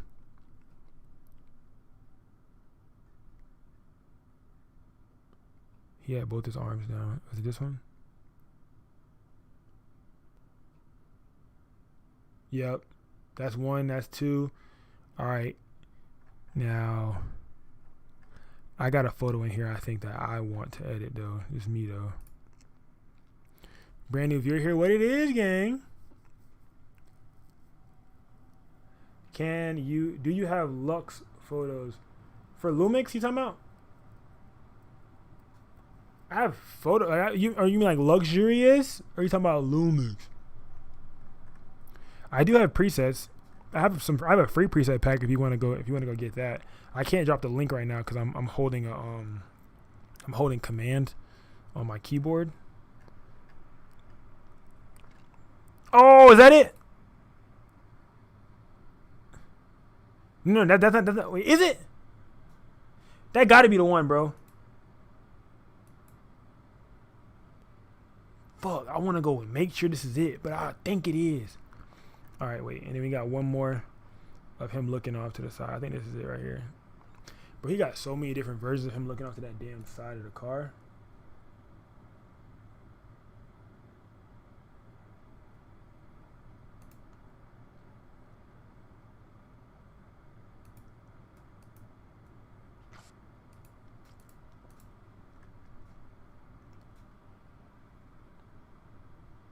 Oh, no, I don't think that's it. Fudge.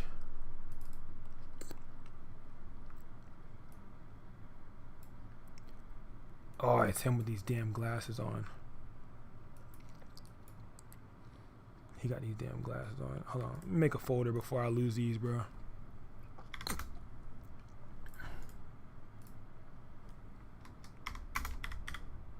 I always tell clients, I be like, heart the images so that way I can see them with the damn. I'm like, make sure the image got the water, the whatever. What's this shit called? The image number. I need to see the file number. Nope. Do you do anything to the car editing wise? Do I? Will I? Yes. Not right. Well, I mean, after when I'm about to edit them. Yes. Yes. Let me see though, bro. Cause I'm trying to make sure I get the right damn images, bro. Okay, I need to find the one of him with the damn glasses on. He got glasses on, and he's in the back of the car. This one right here. I need to find this image right here. Glasses on, back of the car, looking to the left. But looking to the left. This glasses. God damn it! Bro. He had to have just taken the damn glasses off. Because what the hell? Where did the glasses go? Gang.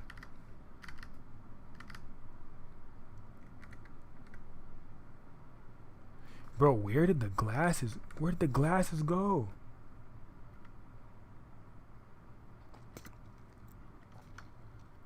Bro. Oh! Found it! On accident! I need the raw image of it though. This is right here, yeah. Alright, now we're gonna go.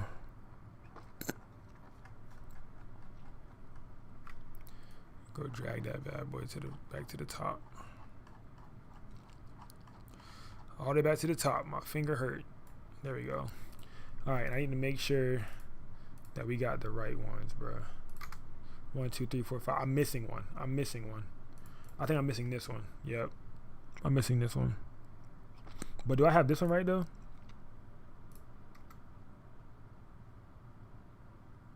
Hell yeah. Hell yeah. Do I got this one right though? Hold on. Bro. No. Stop, gang. No one told you to do that, bro. I didn't even tell you to open that up. I didn't even, nobody tell you to do that, bro. Yep, that's the same one. All right, the last one I'm missing is this one with him looking to the side. All right, and he's in the front corner of the car, facing. He's in the front corner of the car, facing the corner of the car. Where the fuck is it at? He's in the front of the. Where is this picture? Then I gotta pick some for leisure too though. Like y'all already know I gotta pick some for leisure. Where is it at, bro? He's like standing at the corner of this car. Okay, here we go. All right. Okay, it's one of these. It's definitely one of these. I gotta remember the image. Yeah, it's this one. Bet. And now I'm about to pick some leisure ones for my damn self. Bro, this is the 8400 gang. Oh, amazing. I love this damn. Oh, bro, I had so much fun. I shot on this. I trapped this garage out. I shot like 3 shoots on this garage one day. In that one day, this was yesterday, bro. Crazy part about it, this was yesterday.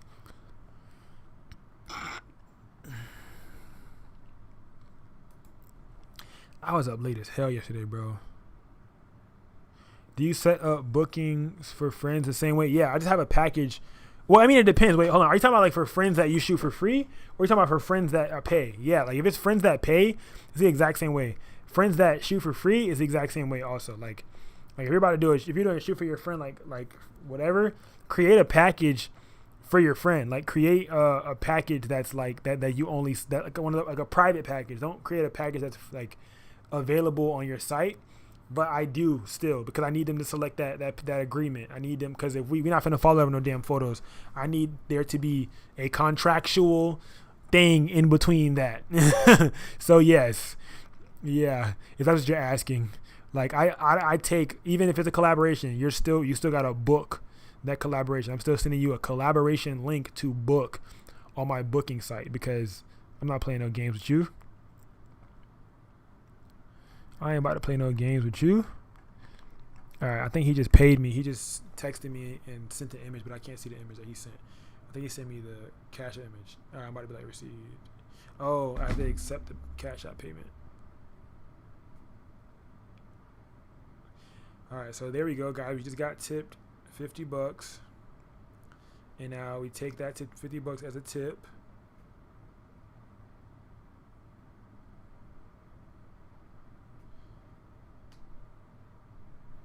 Am I tripping?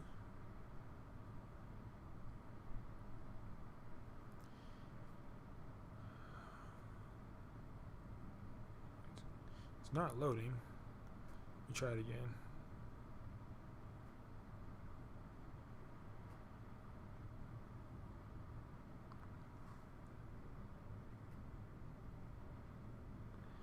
That nigga did the wrong one.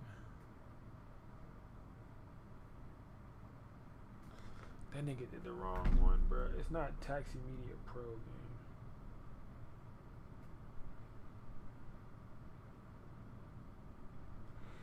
Oh, he sent it to the wrong Cash App, guys. He sent it to the wrong Cash App. Can I like, bro? What?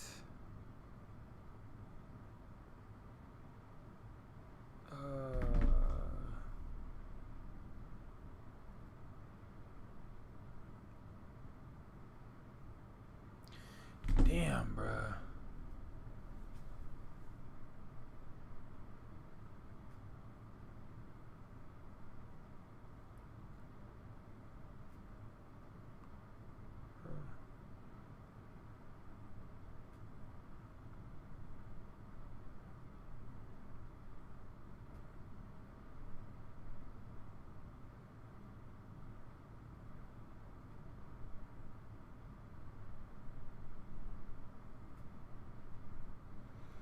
I told him I didn't accept it, but we're gonna see what he says. It's fine. All right.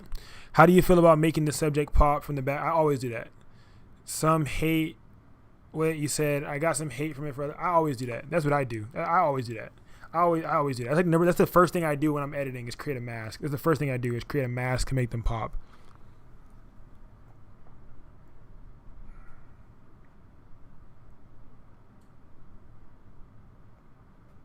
Bro, I'm trying to send bro, like what the fuck?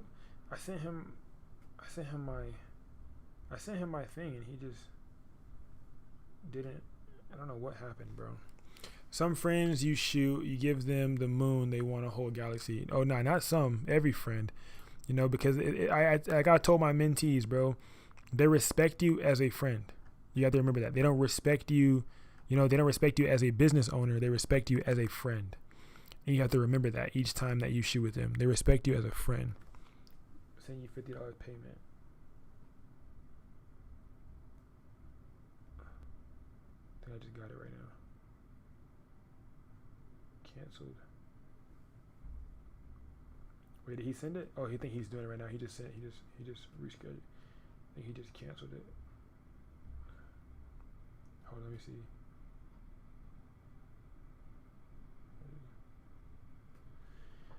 I'm waiting for that bread to hit, y'all. Waiting for that bread to hit. All right, these are the ones that I'm choosing for myself. If y'all see, I started having a little bit of fun with his photos. All right, there you go. Payment received. There we go. All right, I just received that payment now for these edits. Bro, I took some hard ass pics, y'all. Bro, I made a whole behind the scenes. It's going in the Patreon. But nah, this is the POV. So what I do is for the POV videos, I make it's called raw and unfiltered. Like that's what I call it, the series I have, where I just put a POV on and I go shoot with the client. And I let you guys like in on the behind the scenes of how I shot with that client. Like I let you guys come in and like watch live on my chest how I interact with them, how I talk to them, what we talk about, how I talk to them, how I upsell them on videos, how I upsell them on edits, how I negotiate. So like I'm bringing you along. Like photographers don't do that shit. So like I'm bringing y'all along with me. Not a behind the scenes where the client knows I'm recording. A behind the scenes where like, yeah, I'm about to get content or POV, but you don't really know that I'm recording the whole time. So I'll be recording the entire time. I don't put a camera up to like get the behind the scenes. Like I do I do that, but that's for YouTube. YouTube gets like those behind the scenes videos. But you guys get like that POV, that real, that raw, that unfiltered, convo and interaction with me and my clients. And I think it's just very valuable. Like it's some shit that I wish I would have had. Like it's like you're coming along, like you're a secret shopper during one of my shoots or something. It's funny. All right. Oh, I want one of these. I think I want something like where the car is like. This is a sick ass shot, bro. This is a sick shot. Like, this is a sick shot. I love these images exactly how they are, But he wants me to do some crazy editing to them, which I'm gonna do because he's my client and stuff. But bro, like all these are just tough. Like it's like how do you select? Like how did he even select his favorites? Like how was he even able to do that? Like I feel disrespected. Like you were really able to select your favorites? How? You know what I'm saying? You lied on some of them because ain't no way all of them is your favorite. All right, bet. We'll take these, zoom up, and drop them in there. All right, so now that those are in there, we're going to, I got to show you how to export. I know, I didn't forget. I ain't forget how to tell you how to export, gang. I got you. Is he still in here? Who asked? Okay, I got you. KPG, I'm about to show you. All right, so I'm about to upload all of these into there. Right click, open with. All right, but what you would do is, wait, are you trying to export it for print? Because the export for print is different settings. So exporting an image for print, like for example, if I wanted to export one of these for print, I would go to up here. I would go to custom settings.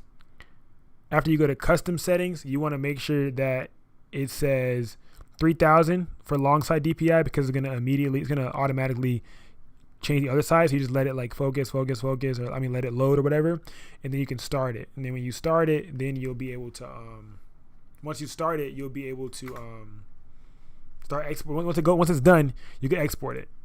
But you want to make sure that it is you want PNG. You want 3000 by 3000, and you can export. It's going to be very, very high quality image. So when people like zoom in on Instagram and shit, they won't, see anything, see any like, bad quality or anything like that. Sorry, after it gets a certain vocabulary words just leave my brain, guys. I'm sorry. All right, he just texted me what he said. He said, yeah, I just sent text me one now, but I got it.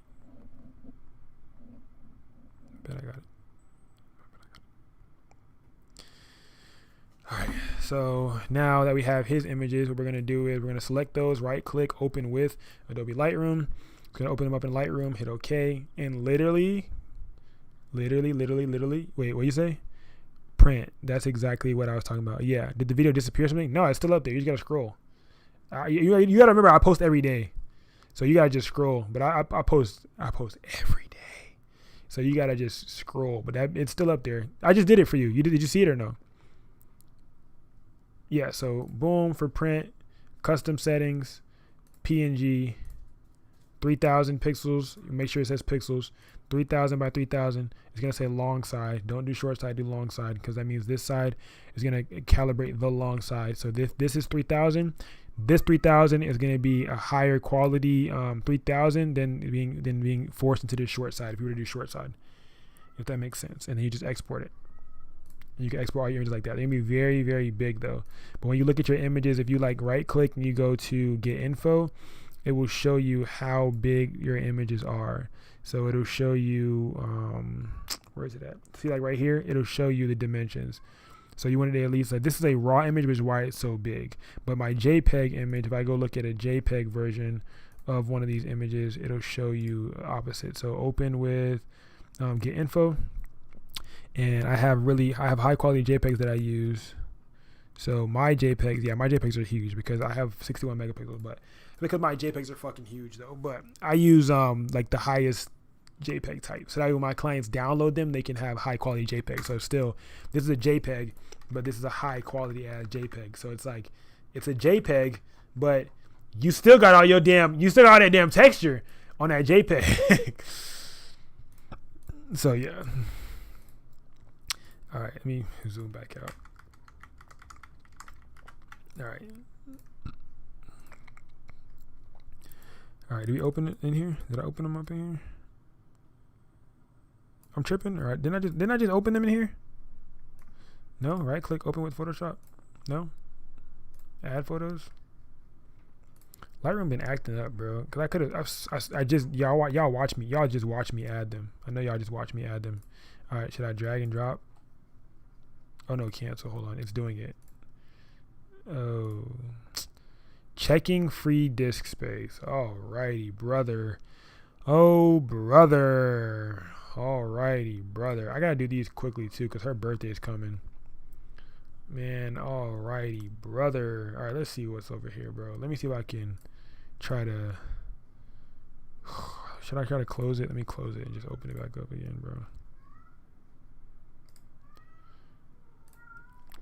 It's like checking free disk space. Like, what do you mean? Like, I literally have disk space, bro. Like, oh my goodness, Lightroom is always gonna be like the death of me. Me and Lightroom have been fighting. Oh shit, thank you, KPG. Appreciate that, gang. Appreciate that, my G. Bro, me and Lightroom be fighting, bro. Like, we don't get along and shit, bro. It's like my disk space this, disk space that. And I'm like, what you mean disk space, bro?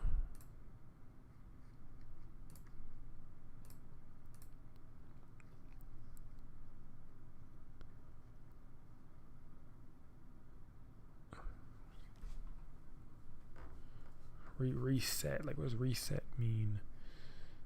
Okay, I don't fucking know. All right, let's see. There we go. Back at it again with another one. All right. Oh, let me start the video. All right. We're in here editing some client photos using presets, love. All right, so he literally sent me what he wanted them to look like. He sent me this right here. And if you guys see that little tag, what does that say? Taxi PNG. Oh, who took that photo? Oh, who edited that photo? Oh, it's your boy. That's me. So my cat is a problem. I think I'm gonna close the door on him because he's a problem. He's gonna piss me off. What is he doing? Oh, my cat's a problem. My cat's a problem. All right. So as you guys can see, these are right here. Chill vibe, cool vibe, things of that nature. I'm gonna do the exact same thing with these images. He wants them edited like that. That's cool. So what I'm gonna do is I'm gonna go to my presets because these are my freaking presets. Literally, taxis, PNGs, nightlife presets. Cool vibe, cool vibe. Which one are these? Oh, that cinema looks hard as a bitch. Cause he sent me this one too. He said he wants them edited like these two, but I don't know which. Like he said like this. I don't know if he wants both or what. I want them edited in this style. Like which style? Like, you know what I'm saying? You sent me two styles, you know, but this is like that style, but this is like that movie-esque. Oh my god, I love my presets. Look at that. Like, look at that. Come on, bro. There's free presets on my site, so I think this one's free. I think this one preset is free, so I think you guys could download it if you want. Hold on, let me see. There's free presets on there, so you could definitely download the free preset pack. Cause this is there, bro. Oh no, wait, hold on. Which ones are the free ones? Is Cinema on there? Yeah. So yeah, Cinema's on there. So the Cinema's in the free pack. So you guys could definitely get this same vibe. But this is tough, bro. Like what? But I think the one that his is white. I think it's white grain. It's one of these grains. Is it night grain? Cause I think it is night grain. If I'm not mistaken, it's night green, bro. Bro, which one was these edited with? Hold on. I don't even think I have the photo on my... Bro, come on, bro. Don't start buffering on me, gang. What's going on, bro? Like, we got beef for real. Like, what's really happening for real, bro? Like, come on, bro. Like, all right, never mind. I'm not even gonna play with it. I'm gonna just go ahead and just... Nope, I'm gonna just chill right where I'm at. I'm gonna just stay in my place. All right, but I think it's white grain. I think I dropped the blues, bro, because either I think it might be night grain, and then my exposure's up. Yeah, it's night grain. My exposure's up, and then I think I went up on the grain even more. Yeah, I think I went up on the grain even more. Yeah, like that type vibes. Yep, I'm going to go subject mask, and I'm going to create a background and a subject mask both. So subject mask already created. I'm going to do a background mask now. Yep, it's good. The background mask. I'm going to go shadows all the way up so that you can see the detail of the entire car. You see that? Detail of the entire car. Go down the exposure. So that way it's still there. You can still see that detail in there. And then the subject mask, and go up on the shadows of the subject mask, up on the highlights of the subject mask. And then go down on the oranges, go back to the main menu, go orange, and go down on it. There we go. And then go back to mask, Go back to subject. Oh no, I'm gonna go to people. And I'm gonna do skin. So I'm gonna do face, skin, body, skin. Hit create and go up on shadows to brighten up his skin a little bit. And his highlights a little bit too. And this is before, after, before, after, before, after, before, after. And this is all a preset too that I did. So I can go right here, and now I can go to these 3 dots and choose editing settings to copy. If you don't go to choose editing settings to copy, it won't copy the entire settings. So choose editing settings to copy and then check masking. If you just do Command C, then it won't actually paste what needs to be pasted. So do Command C. If you do that, it won't be right. Like if you just do Command C, it'll only copy the top layer of the cake, is like what I like to call it. So Command C, it's by itself, will only copy these. Command C will not copy masking. You have to go back to the regular menu, which is right here. Hit these 3 dots, choose editing settings to copy, and then you want to select masking and then hit copy. So you make sure masking is selected. So now anytime you paste it on any of these, don't mind this damn loading bar. It's going to piss me off, but I just still want to get this tutorial done. Command V, you want to paste it on that top layer, and it's going to paste all the way down to the bottom layer, just like that. And now when you go to masking, guess what? All of those layers are still there. They're still all separated for you to still change around as you see fit. I'm gonna hit C to crop so I can make it a little bit more leveled with how I want with these buildings, at least a little bit more sky, less ground. Double click, tough. Same thing here, paste on that top layer. Bow, there we go. This skin, don't like how that came out, so I think I got to go down on the exposure a bit. Yeah, there we go. A little bit tougher.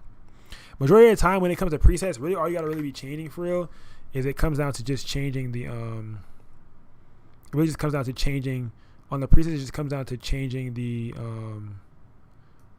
exposure or shadows. Because what I could do too is, he said he wanted them like these 2 different types. I could right click and I can go duplicate photo, and then I can create that duplicated version of that photo as well.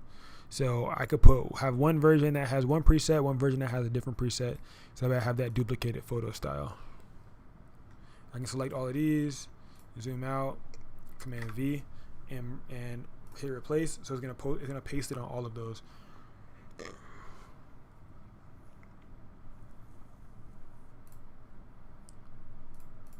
see, there we go.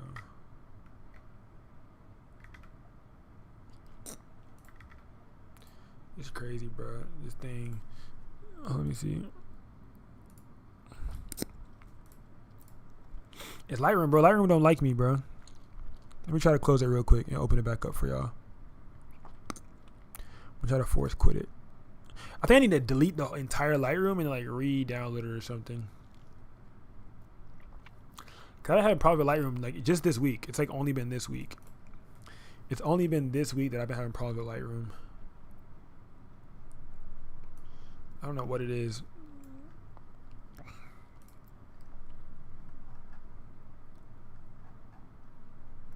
Like I never really experienced problems with Lightroom literally till this week. Like this week I started really getting problems with Lightroom. I've been fine usually with Lightroom. Never really had problems with Lightroom until this week. Alright, so none of them saved. Huh, good to know. None of them saved. So we're gonna go ahead and go do it again. We're gonna go to mask, subject mask. Actually, I'm gonna paste that preset on there first. Which one was it? It was, we had night cinema and we have night grain. So we do night grain, go up on the exposure, max out the graining, and then we're gonna go back to masking. We got a subject, we're gonna do background mask, and then we're gonna do person mask for the skin. Hit create. We can go up on the shadows and highlights of just the skin. And then of the subject, we can go up on the background, shadows, down the exposure a bit, so it's still got detail. Subject, shadows up on the subject, just like so. Exposure a bit, and then up exposure a bit on the entire image. Go back to the main menu, go to orange, bring that orange down for that skin to look more real. And I think I want to change the size of the grain. the size of the grain. Yeah, there we go. So you can see it a little bit more. Because the size of the grain really is what distorts like how much clarity it has. Because that fine grain be looking tough too. Like you can change that fine to even more finer tuned grain to where it really makes the image look a lot more higher quality, even though it's really not. But regular grain is tough. And you can also change the roughness of the grain to make it a lot softer and more fine. So it like gives that old school film look. A lot of photographers be doing this to make their images look a lot smoother, try to get over on you, stuff like this.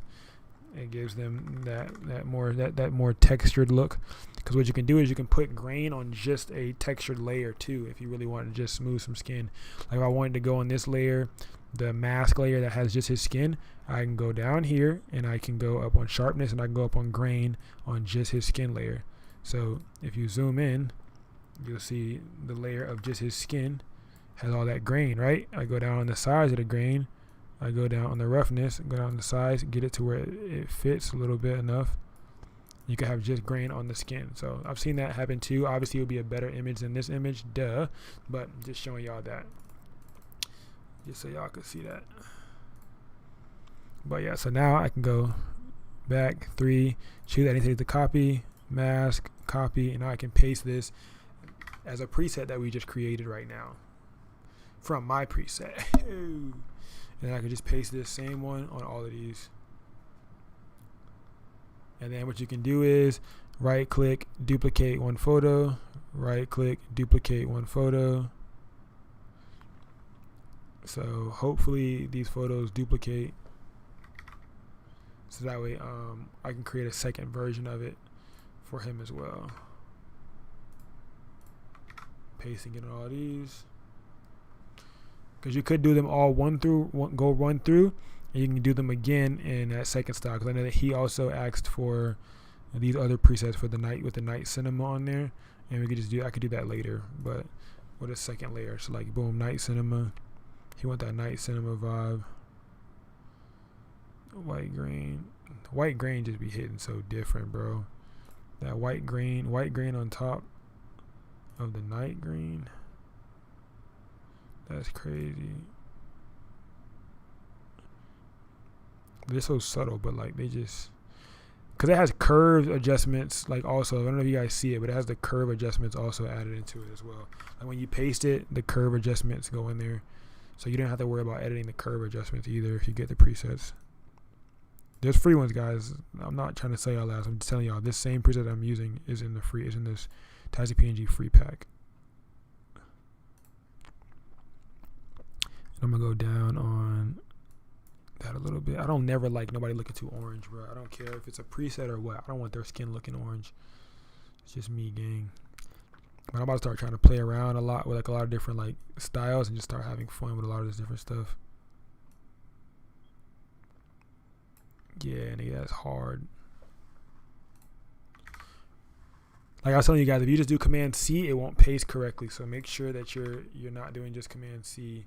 And when you copy it, you go to the main menu, 3 dots, choose anything to copy. It'll even show you the little what you could do right here. I think that's Shift Command C. Yep.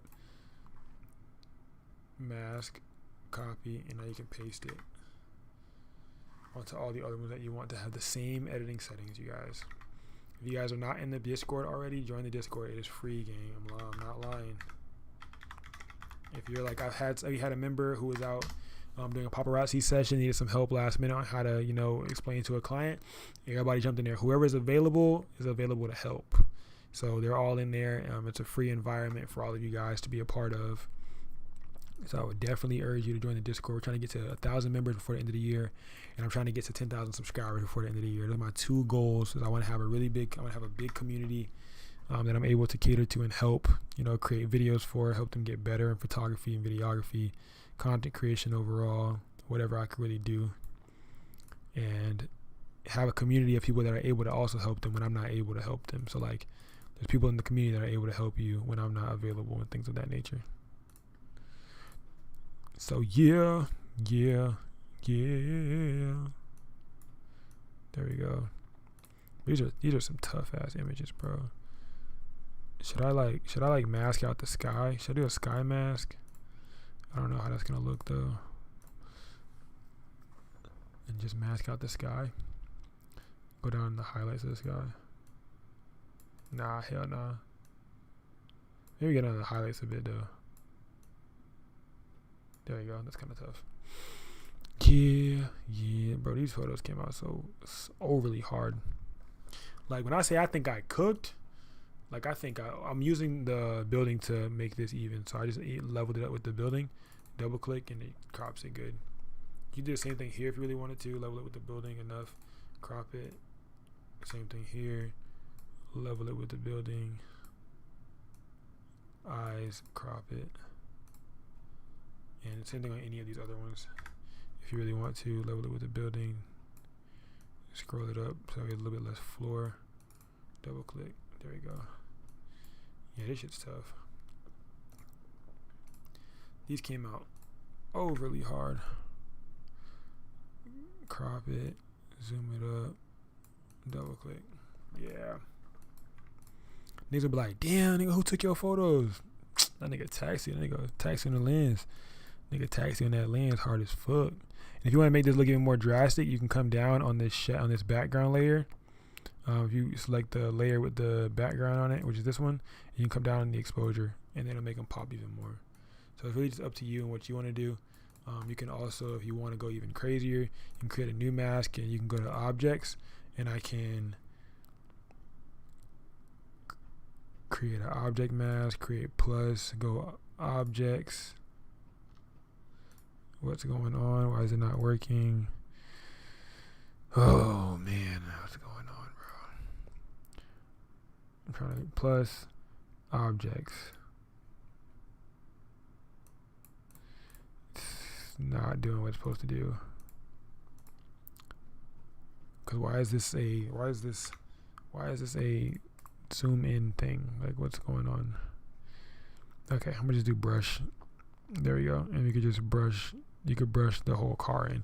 But if you do an object selection and your computer works better than mine, LOL, it should allow you to just easily mask out the car without having to do this at all. So yeah, it should be easier for you to just do this without having to do what I'm doing right now. Because you can mask out the car and you can, selectively, isolate the edits for the car itself without messing it up or, getting into anything else. So selectively isolate the car. You could do definitely object selection makes this job a lot easier, you guys. You shouldn't have to do this regularly. Yeah, dog. Make sure in Discord, bro. I gotta keep saying it before everybody leave. Make sure you're in the Discord. Make sure you're in Discord. And make sure the post notifications are on, so when I go live, you guys see it. Make sure the post notifications are on. I'm gonna finish these edits, and then I'm gonna take my ass to sleep. Bro, I have so many shoots. Oh my gosh, I forgot about that. I really do gotta get up. Wow, I gotta get up in the morning, bro. I forgot I got shoots. Bro, I gotta get up in the morning. I forget. Anytime I go live, that's why I haven't been going live, bro. Like, I get sidetracked every time I go live. I'll be forgetting, that I got shit to do. All right, you can go up on the highlights for the car. You can go up on the shadows of the car. You can go up on the exposure overall of the car. Or down in the exposure. Or, just certain details. Maybe the blacks need to be a little bit deeper to make the car look so much better, Before, after. Kind of gave this car like that luminous glow type vibe to it. With them extra highlights and shadows. I think that's tough. You can do it in every one if you want. Kind of play around with it, things of that nature to see, what feels better for you. If I do objects. Nope, still doesn't work. But yeah, so you can play around with it, whatever feels better for you, however you want to selectively mask certain things. And yeah, that should be really cool. I love you guys. Man, you guys are deep today, bro. Like, what's up, everybody? Where's everybody tuning in from? How are you guys doing today, man? It's a lot of you guys. A lot of you guys probably are watching on your TV, so I know you can't respond back. And that's okay, but join the Discord. The link is in my bio on Instagram if you're on your phone or whatever, or you're not on your computer, or you can click this right here. Join, bro. You will not regret joining the Discord. I promise you won't regret it, because people will get helped in the Discord every single day. And if you guys need more help than the Discord, or you want, one-on-ones with me and things of that nature, you can join the Patreon, because I'm making a lot of videography, tutorials and things of that nature as well. When I export these, I'm gonna go hold shift, click all the way over. I'm gonna go right here. I'm gonna go to JPG large, because I'm not printing. I'm gonna go to JPG large for full size, right? I'm gonna JPG large full size and export it to my downloads natively, and allow it to prepare and then export. I do see this acting up on me. I need to probably restart and re-download or delete Lightroom or something, because Lightroom, we haven't been friends lately. Like, I don't know what's going on with Lightroom, but we have not been friends. But yeah, like I've been having to re-edit stuff so many times. W tutorial, thank you, fam. Appreciate you, gang. I was trying to give out game. I'm trying to like make sure that these lives from now on have full substance. Like, I want to make sure that these lives have full-fledged substance, you guys.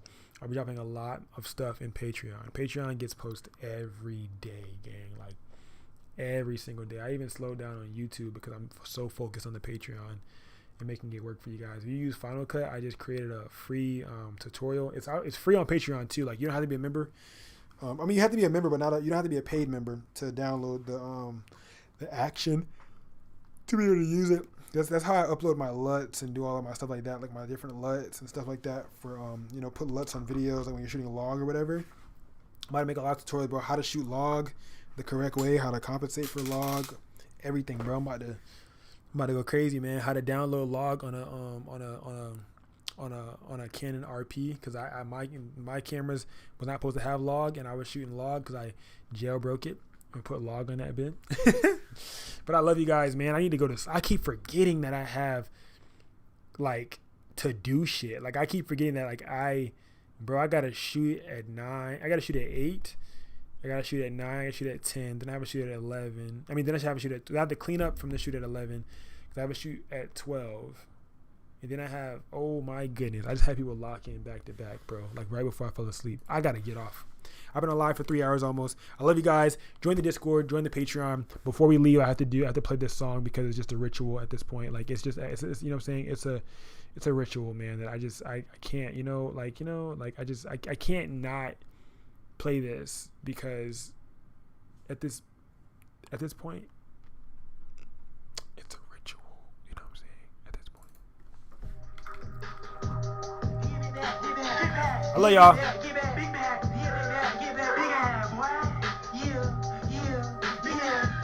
I also bought this today too, by the way. I bought this to make tutorials for y'all. I didn't need this. I didn't want it. I bought it literally just to make tutorials for y'all. I didn't want this. I didn't need this. I literally purchased it just because y'all bought it. All y'all in the Patreon and the Discord have one, and y'all wanted me to make tutorials on it. I didn't buy this for myself. I didn't want this. I just want to let y'all know that I didn't need it.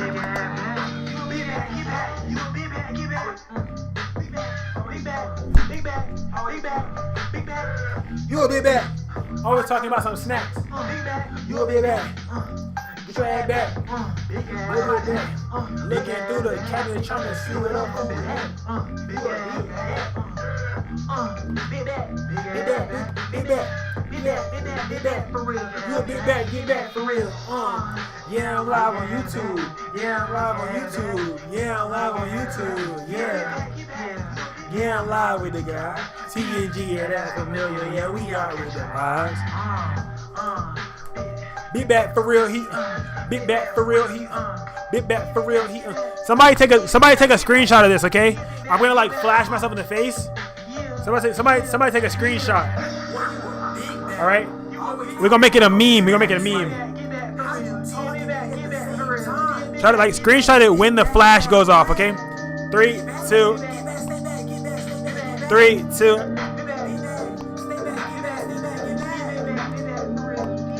I want to make it a meme. Nah, live on YouTube for Flash. You talking about? All my Flash, everything is Go Dogs. I swear. Like, quality, it never fails. Quality. Newer Flashes, I don't recommend them. That's just me though. I don't recommend no newer Flashes. I swear. You ready again?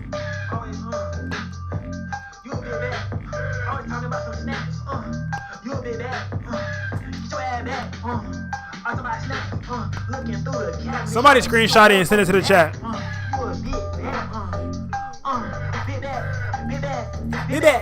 back. Big back. You a big bag, get back for real. You a big bag, get back for real. Bro, D, you always in my chat. You always talking shit. I gotta get my get back, bro. Cause there ain't no way you always speaking and you always eat at the same time that you always speaking.